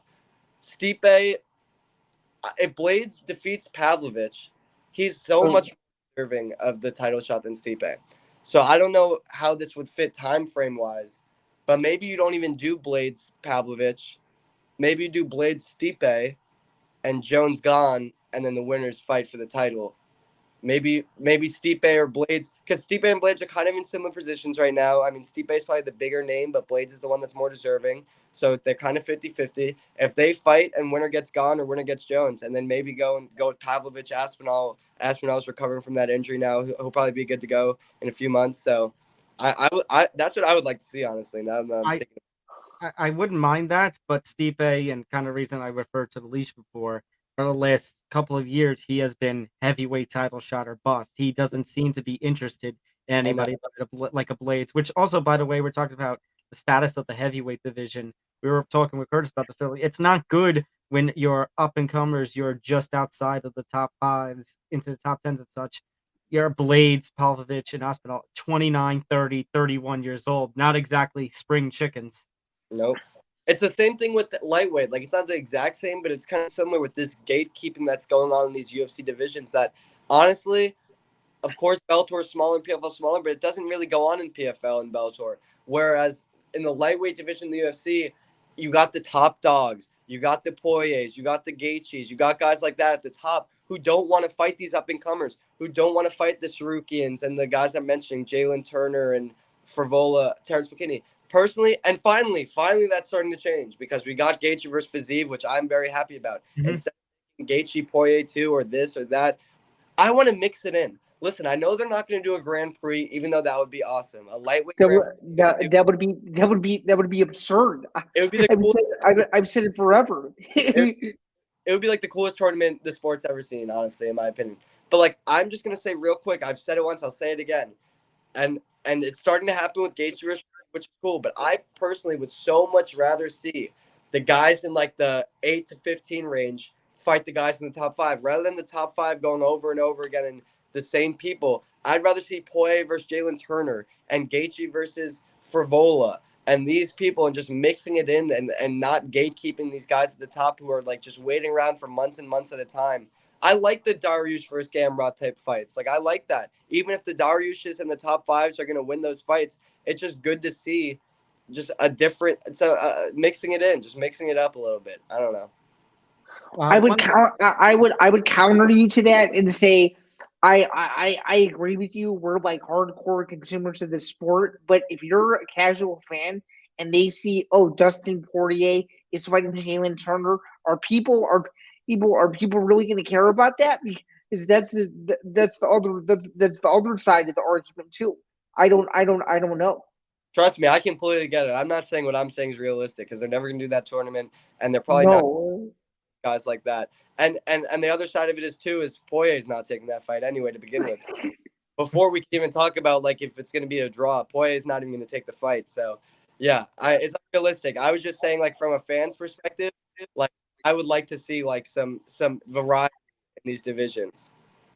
One last thing from Gane versus Tuivasa. I mean, they were both top ranked, but it was just like I didn't think I would be seeing that fight, a year ago, and then it happened. Now it was a great fight. So true, very true. Good point.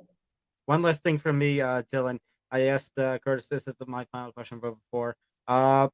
Who has more pressure overall? Now that we're in the situation that we're in, the UFC or Francis Ngannou?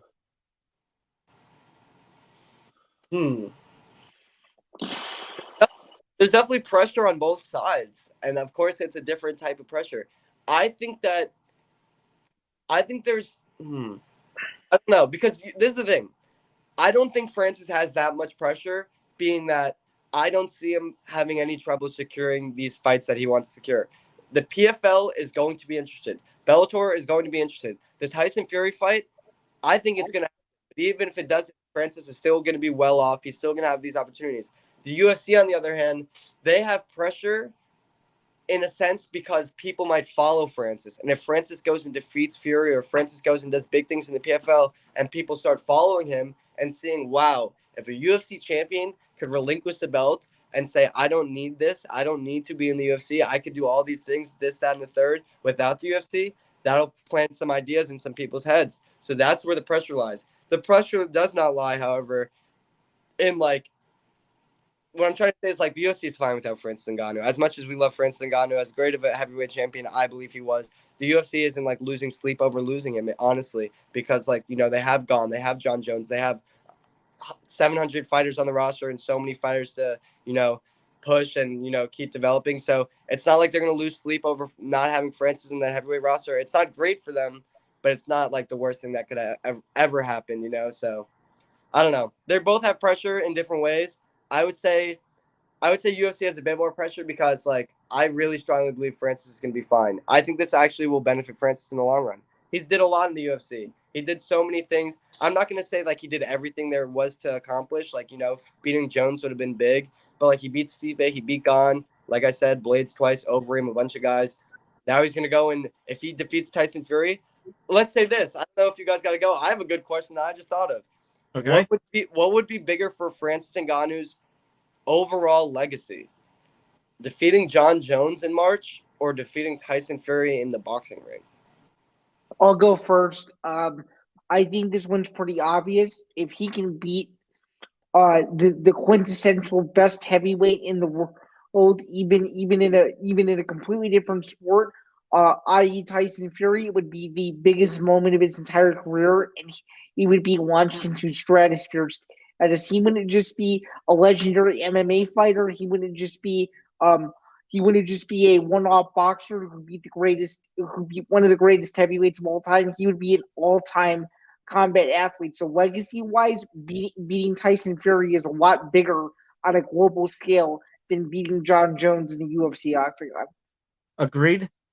Also considering the fact that we saw Jake Paul go into the combat world and the ways that he has defeated the likes of Tyron Woodley and Ben Askren. Granted, they were wrestlers, but then the win over Anderson Silva, granted an older fighter who wasn't fighting in the UFC anymore. But then you think about the pride and everything of how MMA fans kind of want to see Jake Paul, this invader, get beat.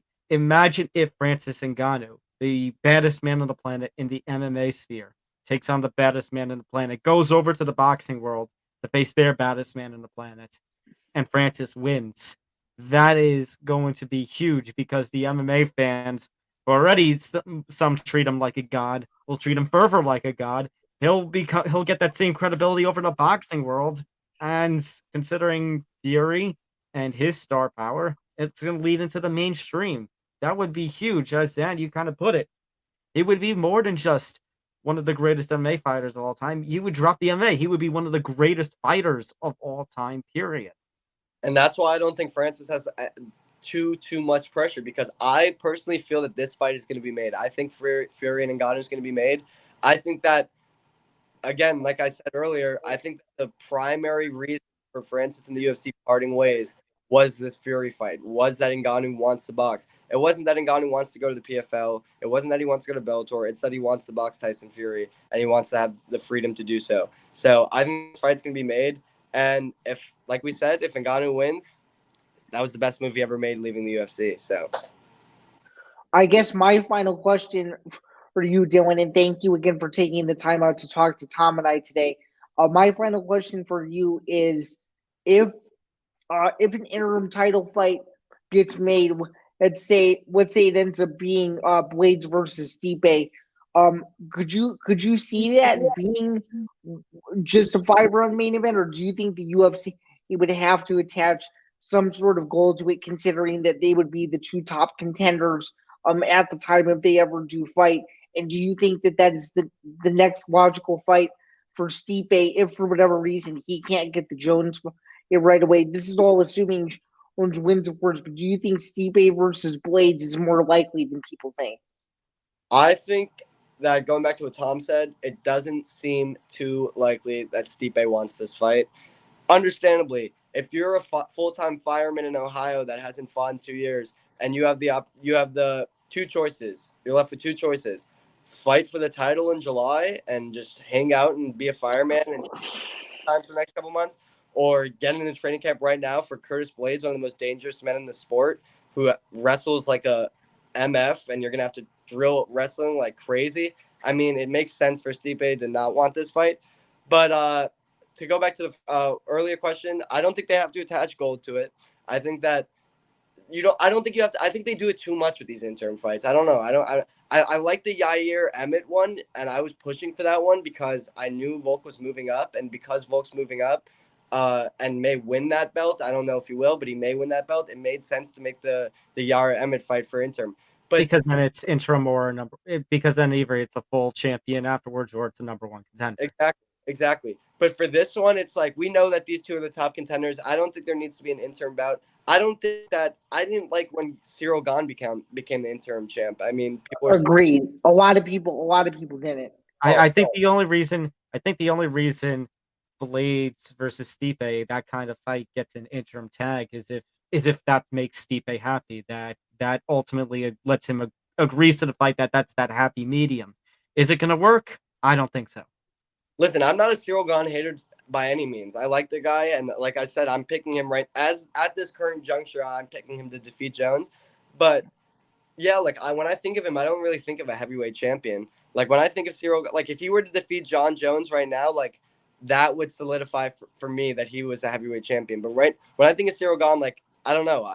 Do we count him as a heavyweight champion because he won the interim belt? Like, I guess we're supposed to, but like, I don't really think of him the way I thought of Francis or Stipe or one of these undisputed guys. So, for sure. Agreed.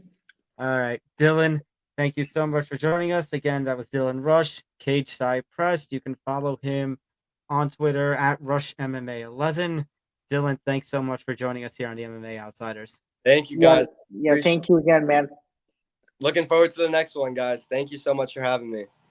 All right, Zain. Before we get into any of UFC 283, a couple of other things we got to mention. Leon Edwards versus Usman 3 is now finalized. It is official in London. UFC 286 on March 18th. Welterweight championship on the line. Rematch. Obviously, the trilogy fight. Second time that the title is going to be on the line. Usman looked like he was on his way to a win in August, and then the knockout heard around the world to give Leon Edwards the championship win. And a pretty interesting co-main event, too, in the lightweight division, as Justin Gaethje, Mr. Performance Bonus himself, is going to be taking on one of the hot up-and-comers in that lightweight division in Rafael Fiziev. Yeah, those are both amazing fights to cap off that card, especially Edwards Usman 3. As we alluded to Saturday night, Dana wasn't kidding when he said he would bring in his words a badass card to London, England. If those two fights aren't badass, then I can't tell you what other two fights would fit that description, because these are four just absolute studs in two of the hottest divisions in the sport. A lot riding on the Edwards Usman 3 fight. Kamaru Usman looking to get his belt back. He was considered by Dana White to be the greatest welterweight of all time, even greater than George St. Pierre. So there's a lot riding on the line for him. And for Leon Edwards, it's to prove that the second fight wasn't a fluke, and it wasn't a lucky knockout in the final stages of that one. And for Rafael Fiziev in the co-main event, this is easily his biggest test of his career. Justin Gaethje, a former multiple-time title challenger, as we know. For sure, this is Fiziev's toughest test, and that fight is going to be pure fireworks, and I think it's going to be a fight of the night caliber and a potential fight of the year caliber bout.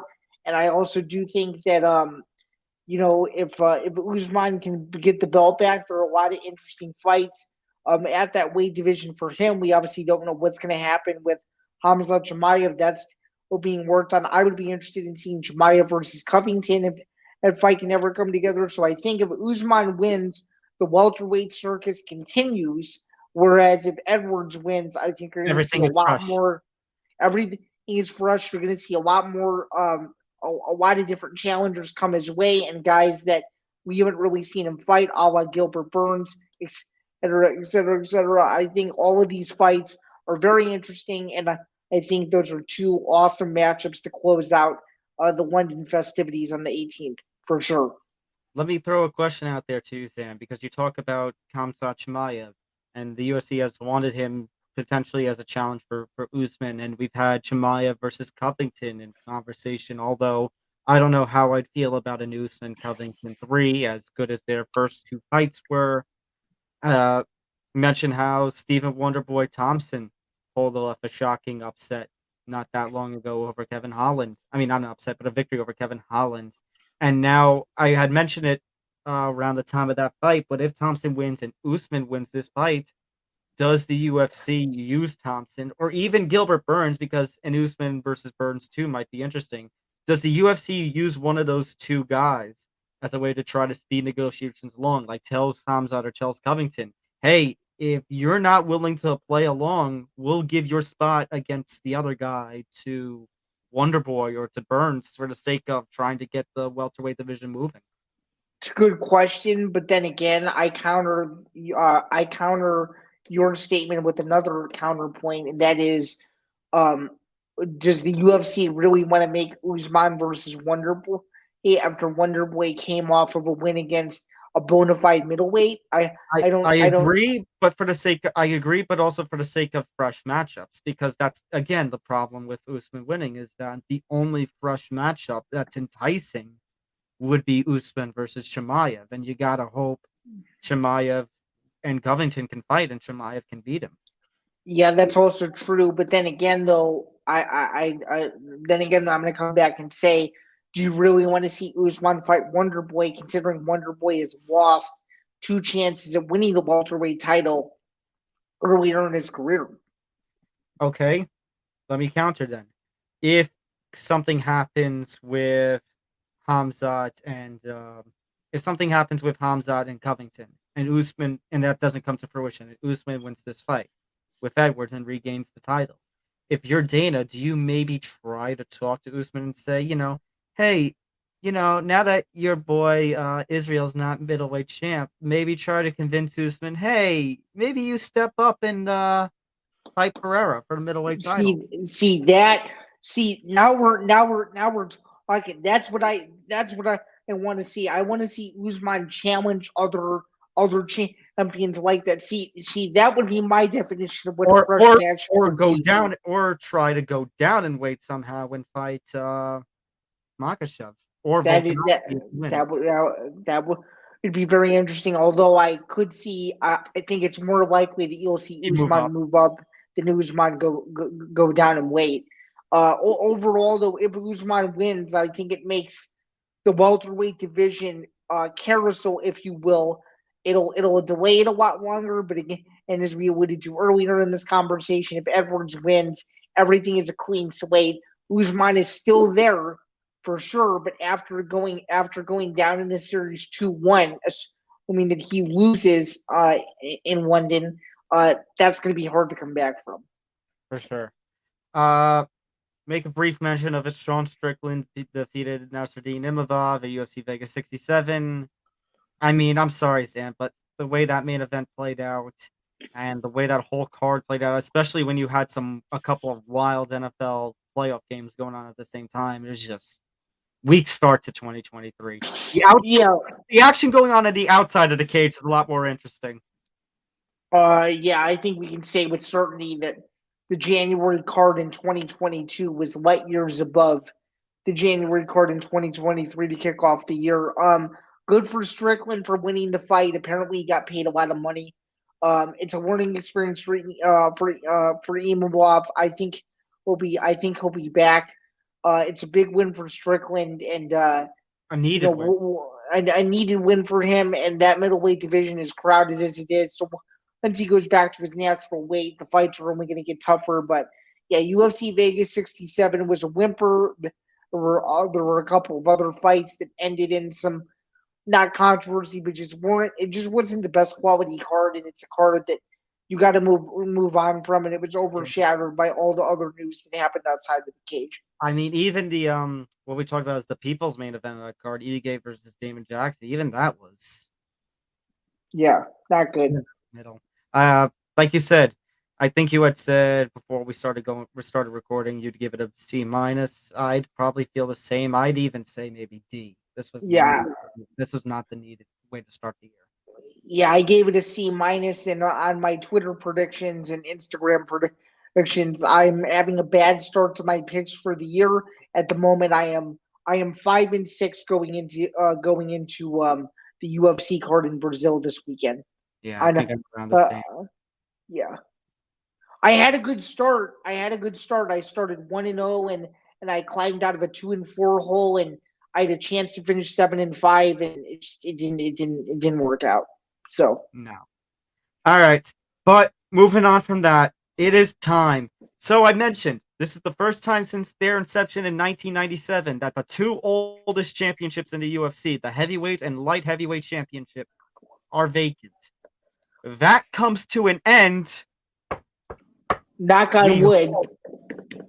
This Saturday night at UFC 283, for the second time in 2 pay-per-views, the vacant light heavyweight championship will be on the line, because main eventing this card, I really feel like it should be Figgy versus Moreno, considering the circumstances of their fights. But nevertheless, it will be for a vacant light heavyweight unless something bad happens, like happened last month with Ankalaev. It will, and Blachowicz. It will be a new champion. It's either Glover Teixeira, the former champ, or the up-and-coming Jamal Sweet Dreams Hill. Obviously, Glover, much older, 12 years the senior of Jamal Hill. Jamal Hill actually will have a 2-inch height advantage and a 3-inch reach advantage, according to Tapology here. So, Zan, what are your thoughts entering this fight? Yeah, before we get into this breakdown here, just curious, do you think that the UFC made the right decision in making this fight, or do you think it should have been Glover versus Magomed for all the marbles? I think it should have been Glover versus Ankalaev. I like Jamal Hill. I think he's up and coming, but you saw all the controversy. As much as Dana wants to crap on that 282 main event, Ankalaev, it seemed automatic. Ankalaev had won. Even Jan had said Ankalaev won the fight. I feel like if you're Ankalaev, you're wrong. I think if UFC really wants to go in this direction, because business wise, it is a win for them, considering Glover is the former champion. Glover did get a bit of the shaft with the late notice swap in that main event at 282, and Glover is the Brazilian boy. I feel like the only right thing to do at this stage would be the winner of this fight fights Ankalaev, and then the winner of Ankalaev versus the winner of this fight fights Yuri later this year once Yuri is recovered. Good point. I'm just going to be straight with you. I'm from the Midwest. There's a little bit of bias here. I really hope Jamal Hill wins this fight. Don't get me wrong. I love Glover Teixeira. His story is great. His run at light heavyweight is second to none. He's fought a who's who in the sport. But man, if you could get Jamal Hill to win, coming off the Contender Series, being a Dana White Contender Series alumni, to win the light heavyweight title after the career he's had so far, and to potentially fight in Chicago in June, if that's where the UFC decides to go, to promote the heck out of him in the whole Midwest region, it would be a massive business win for the UFC if he's able to go into Glover's home country and win. Obviously, their resumes are not comparable. Glover's beat the who's who, but as Dana White likes to say, fighting is a young man's game. That Jamal Hill is only 31 years of age. As you alluded to, Mm-hmm.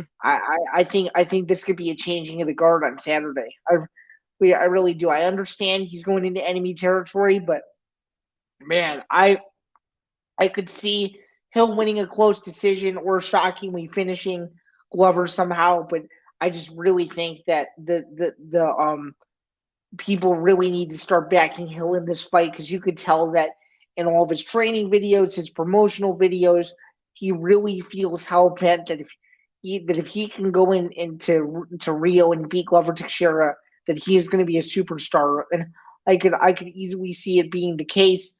I do think Glover, just kind of mentally, he had the fight, then the fight was canceled in December. You don't really know where his head is at.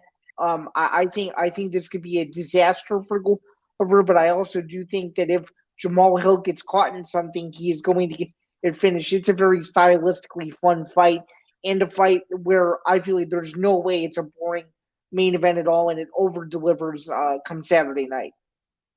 Yeah, I think this is, as you said, this is a fight of the night contender. I think this is going to be a solid start to the UFC's pay-per-view calendar for 2023. Granted, as I said, I feel like Biggie Moreno 4, considering it's the first time the UFC has had a quadrilogy, should be the lead. I think this fight should be the co-main event. But nevertheless, that's not my decision. Well, Tom, to counter that, they're always going to go with higher weight classes. Yeah, there was one time they didn't. Adesanya versus Paulo Costa. That headlined over the light heavyweight title. That was vacant at that point. Yeah, that's true, but I think that again, they wanted to put something at the top of that bill that would be like a wow factor, and that's what ended up happening. I think this is one of those rare cases where I don't think you could headline Biggie Moreno, as the main event, simply because I just think Glover Teixeira is a bigger name in Brazil, and that's probably why. I don't think Glover Teixeira resonates. I don't think Davidson Figueiredo resonates with people in Brazil. I could be wrong, but I don't think he resonates with people in Brazil as well as maybe Glover would. Well, as far as the fight itself goes with Teixeira versus Hill, I mean, we have seen exceptions to that rule of fighting is a young man's game. And Glover Teixeira, I think, is the most prominent example of that. Nobody gave him a shot when he challenged for the light heavyweight championship when he was fighting Jan. in October 21, and then he pulls off the victory. He did. We're talking about mental game. Yeah, he did. We questioned about where his head is at. He did have a very bad mental lapse against Yuri that ultimately cost him the championship, but he had been winning on the scorecards And prior he to would that. have won. And he would have won a decision had it gone to the cards. Correct. Which tells me that he still has, even at his old age, even at 42, he can still go. And I think this is a case where experience is going to win out over the age factor. I think Glover Teixeira has just faced much better competition. I think this is going to be a very tough test for Jamal Hill. I think Jamal Hill's going to put up a hell of a fight. I think this is going to be fight of the night worthy, although it's going to have some competition when you're talking about the co-main event like we will in a second. But ultimately, I am going to side. We're gonna have our first disagreement. I'm gonna side with Teixeira regaining the title. Interesting. And just a question. This is an outlier in this whole thing, but it was originally supposed to be Jamal Hill versus Anthony Smith. What do you do with Anthony Smith at this point? I think with Anthony Smith, you look at a guy who is top 10, top 12, and needs, and is a younger guy. I mean, I know. I mean, look, I But love does Anthony Smith. but does Anthony Smith, Tom, really at his age with his experience and him having over 50 fights, does he really want to fight someone that's a young up and comer? I don't think so. I don't think so, but I think that's how the UFC views him. I think at this point they're just going to use him as a gatekeeper. Just Yeah, whoever I was gonna say that. whoever their next big young up and coming, and Hill was going to get that treatment with Anthony Smith up until the point where an emergency replacement was needed. As I said, is Hill deserving of the shot? I mean, I think this might be a little soon. I think, as I said before, I think so too. I think I think I Ankalaev I think a lot. got the shaft. Yeah, and I think a lot of people would agree with you too. Yeah. I think Ankalaev got the shaft. I think if Jamal Hill wins, you're going to get much more craziness because now is Teixeira going to be able to rematch because he was the champ and then didn't get a fair fight? I mean, a short notice fight. I think Hill's going to cause a whole bunch of chaos, and maybe that would be fun, and maybe that would go with how the year of the UFC has been thus far, just 2-3 weeks into this year of absolute chaos. But I think, like I said, I think this is a case experience wins out. I'm going to go with Glover on this one. I think it would freshen up the division too if Hill was able to win this fight, without a doubt. Fair argument. All right, because you could have a young champion that you could market for 4 or 5 years if he stays on the run that he's on. So, all right. Now, this ends up being the co-main event, but I think this really is the people's main event. Undisputed flyweight title on the line. You have the champion, Davison Figueiredo, and you have the interim champion, Brandon Moreno. These two were supposed to have their quadrilogy fight during last year. Actually, I think it was our pilot episode where we talked about Moreno defeating Kai Kara France for the interim gold. And that ends up setting up this fight here for January in Brazil. Undisputed title on the line. Zain, I'm excited. And it's interesting because we have a 4 fight, but it's 1, 1, and 1. Their first fight was a hell of a fight. Fight of the year candidate. Would have been it was the men's fight of the year for 2020. It would have been overall had it not been for Weili and Joanna right before the pandemic. Moreno ends up coming out on top in the second fight, probably the most, Figgy had its moments, but the most one-sided of the fights was that second one. And then you had their third fight about a year ago that ended with Figueiredo taking a controversial decision and evening, it's 500 all around. So this is the decider. So Zain, what do you think? What do you think happens here? Who's going to take the series? Who's going to claim themselves the flyweight king once and for all? Yeah, this is a great fight. This is a fight that we've been waiting for ever since number 3 in January of last year. And it's finally going to happen. There's no way this fight isn't boring. I've seen several people say that they could watch these two fight every weekend and they would be entertained. But I think Figueiredo in his home country gets it done. I think he finishes Moreno. I think it's a longer fight. He'll do it in the fourth round. I just think Moreno he has a lot of star power. He's huge where he's from. If he can land something on Figueiredo, it's going to change the complexion of the fight. But I think Figueiredo's going to use his grappling and he's going to find his submission and he's going to force Moreno to tap and put a stamp on it once and for all that he is the best flyweight on the planet. And then I think it'll create a lot of GOAT conversations. Who is the undisputed flyweight GOAT? Is it Davidson Figueiredo? Is it Demetrius Johnson? Is it even Henry Cejudo? It's gonna be interesting to see what ends up happening with this fight, but I do think that Figueiredo finishes Moreno, and it's one of those fights that is going to be unforgettable and that will be talked about for years to come.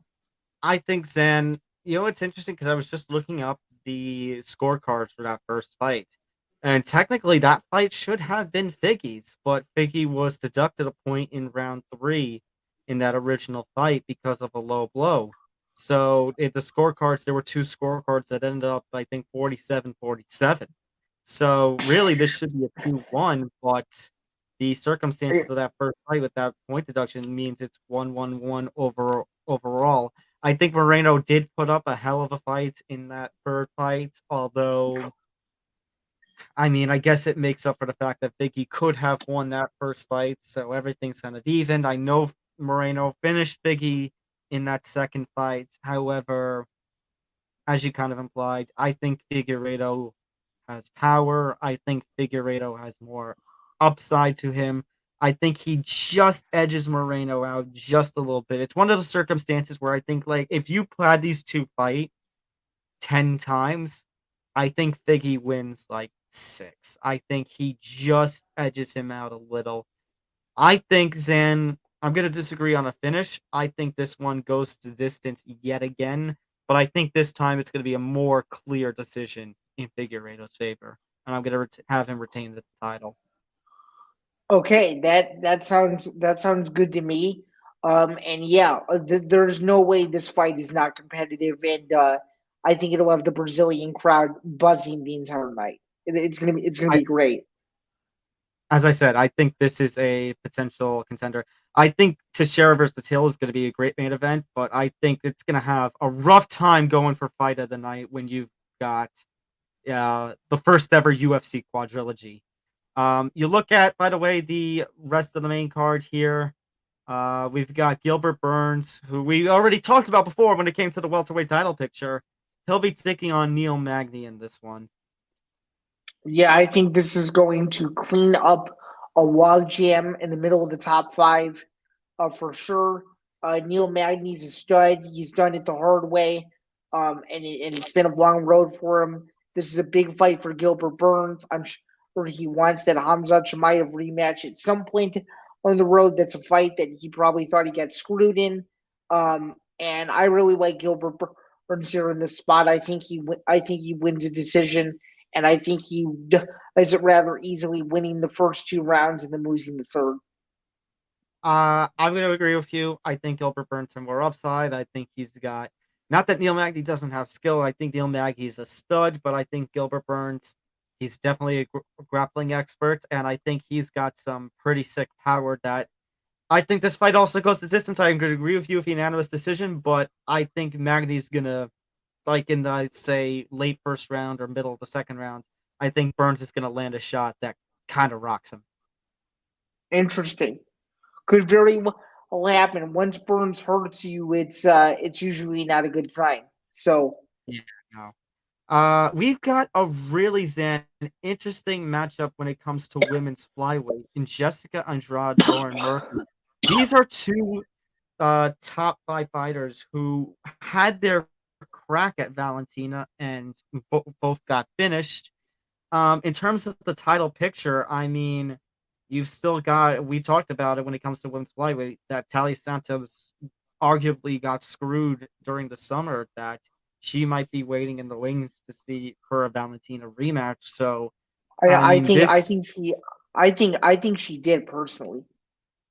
I agree. I Think think so. she did I too. scored. Yeah, I scored the first fight for Santos, and I think there were a lot of people who did. I think the takedowns made the difference. But again, this is another one of those fights where whoever wins, you're going to see a lot more clarity in that division to see who Valentina would want to fight, either a rematch between one of these two or a tie with Santos rematch. There's a lot of options at 125, without a doubt.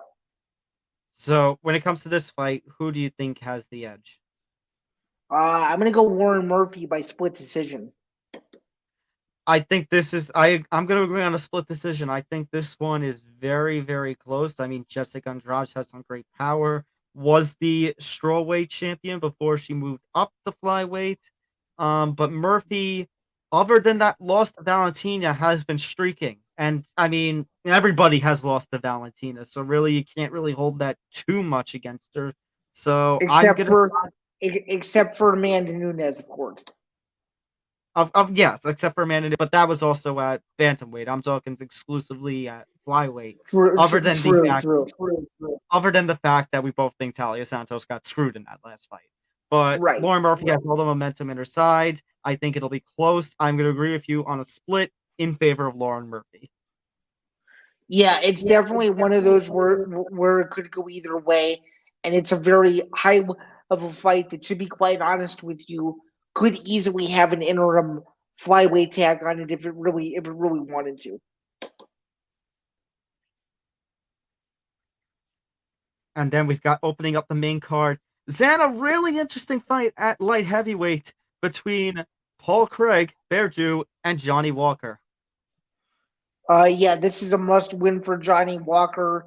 If he doesn't win this fight, I don't really know where he goes from here. He has to win this fight, so I'm picking him to win this fight simply for the sole reason that he's at home and he probably wants to have some sort of crazy finish and celebration. So I'm picking that Paul Craig gets swept on Saturday.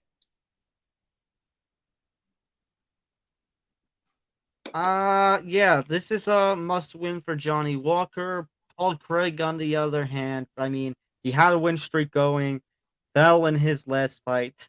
Uh, this is gonna be one where I'm gonna disagree too. I think this one ends in a finish. I think we're both gonna agree on the finish, but I think Paul Craig locks him in a submission and forces the tap in like second round. Could very well happen. Paul Craig is a wizard on the ground. You are correct about that. Look at what he did to Now, Jamal Hill. exactly. Now, Zan, usually we just briefly talk about the prelims and talk about, other preliminary fights, but I think we got to talk about the main prelim itself because if we're talking about how this is it, well, this is it for one of the greatest that this sport has ever seen. A former light heavyweight champion, Mauricio Shogun Rua, will be competing in his final fight against Ior Patera. And I just want to highlight this fight as a little salute to one of the greatest. Yeah, I've been watching Shogun ever since he transitioned over from Pride to the UFC, and he's delivered a lot of memorable moments. And he's fighting a kid, who's a young stud, and it's not like Shogun has seen these kinds of fighters before. Pateria was on a nice run. Obviously, as you see there, he lost his last fight. Shogun has been hit or miss. He's had some weird ups and downs in his UFC run. Did win the light heavyweight title in 2010. So I think it goes to show he's one of the best ever. I know that a lot of people really aren't giving him a chance to win this fight, but I just don't see Shogun doesn't go on top with a win similar to when Nogueira knocked out Brendan Schaub. I think it's going to be one of those fights, and I think we're going to see Rua excite the Brazilian fans and the crowd, and I think he'll win a late third round TKO against Pateria, in my opinion. That would be incredible, especially if Patera is able to take the first couple of rounds. I think the UFC is hoping that, Shogun gets taken out by Pateria. I don't think it's going to happen as quickly as the UFC would like. This ain't going to be no first round knockout. Shogun is just too tough for that one. I think this. I think if a finish Yes. happens, I think if a finish happens like Uzan, I don't know if it happens in Rua's favor. I might lean more to Patera, but I think if a finish happens, this isn't finished till the third round. If there even is a finish at all, this is a fight I could even see going the distance. This is For not going to be. sure. This is the headliner on ABC, so hopefully it does deliver. But yeah, for a card that's strictly international, this is a phenomenal card. There's 15 fights total on this card. I mean, it's going to be fun. Just briefly highlighting fight number 5, I really do like Terrence McKinney in this spot here. I think he does something masterful and wins in viral fashion on the prelims.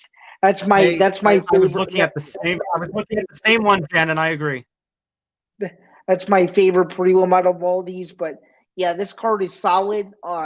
It's definitely worth the pay-per-view price, especially those top 4 fights are all really high quality fights. This is one of the better January pay-per-views that the UFC has put together in probably quite some time. I think you'd have to go all the way back to, geez, I mean, you gotta think they haven't had like a really good January card probably in like 4 or 5 years, but this is a solid one.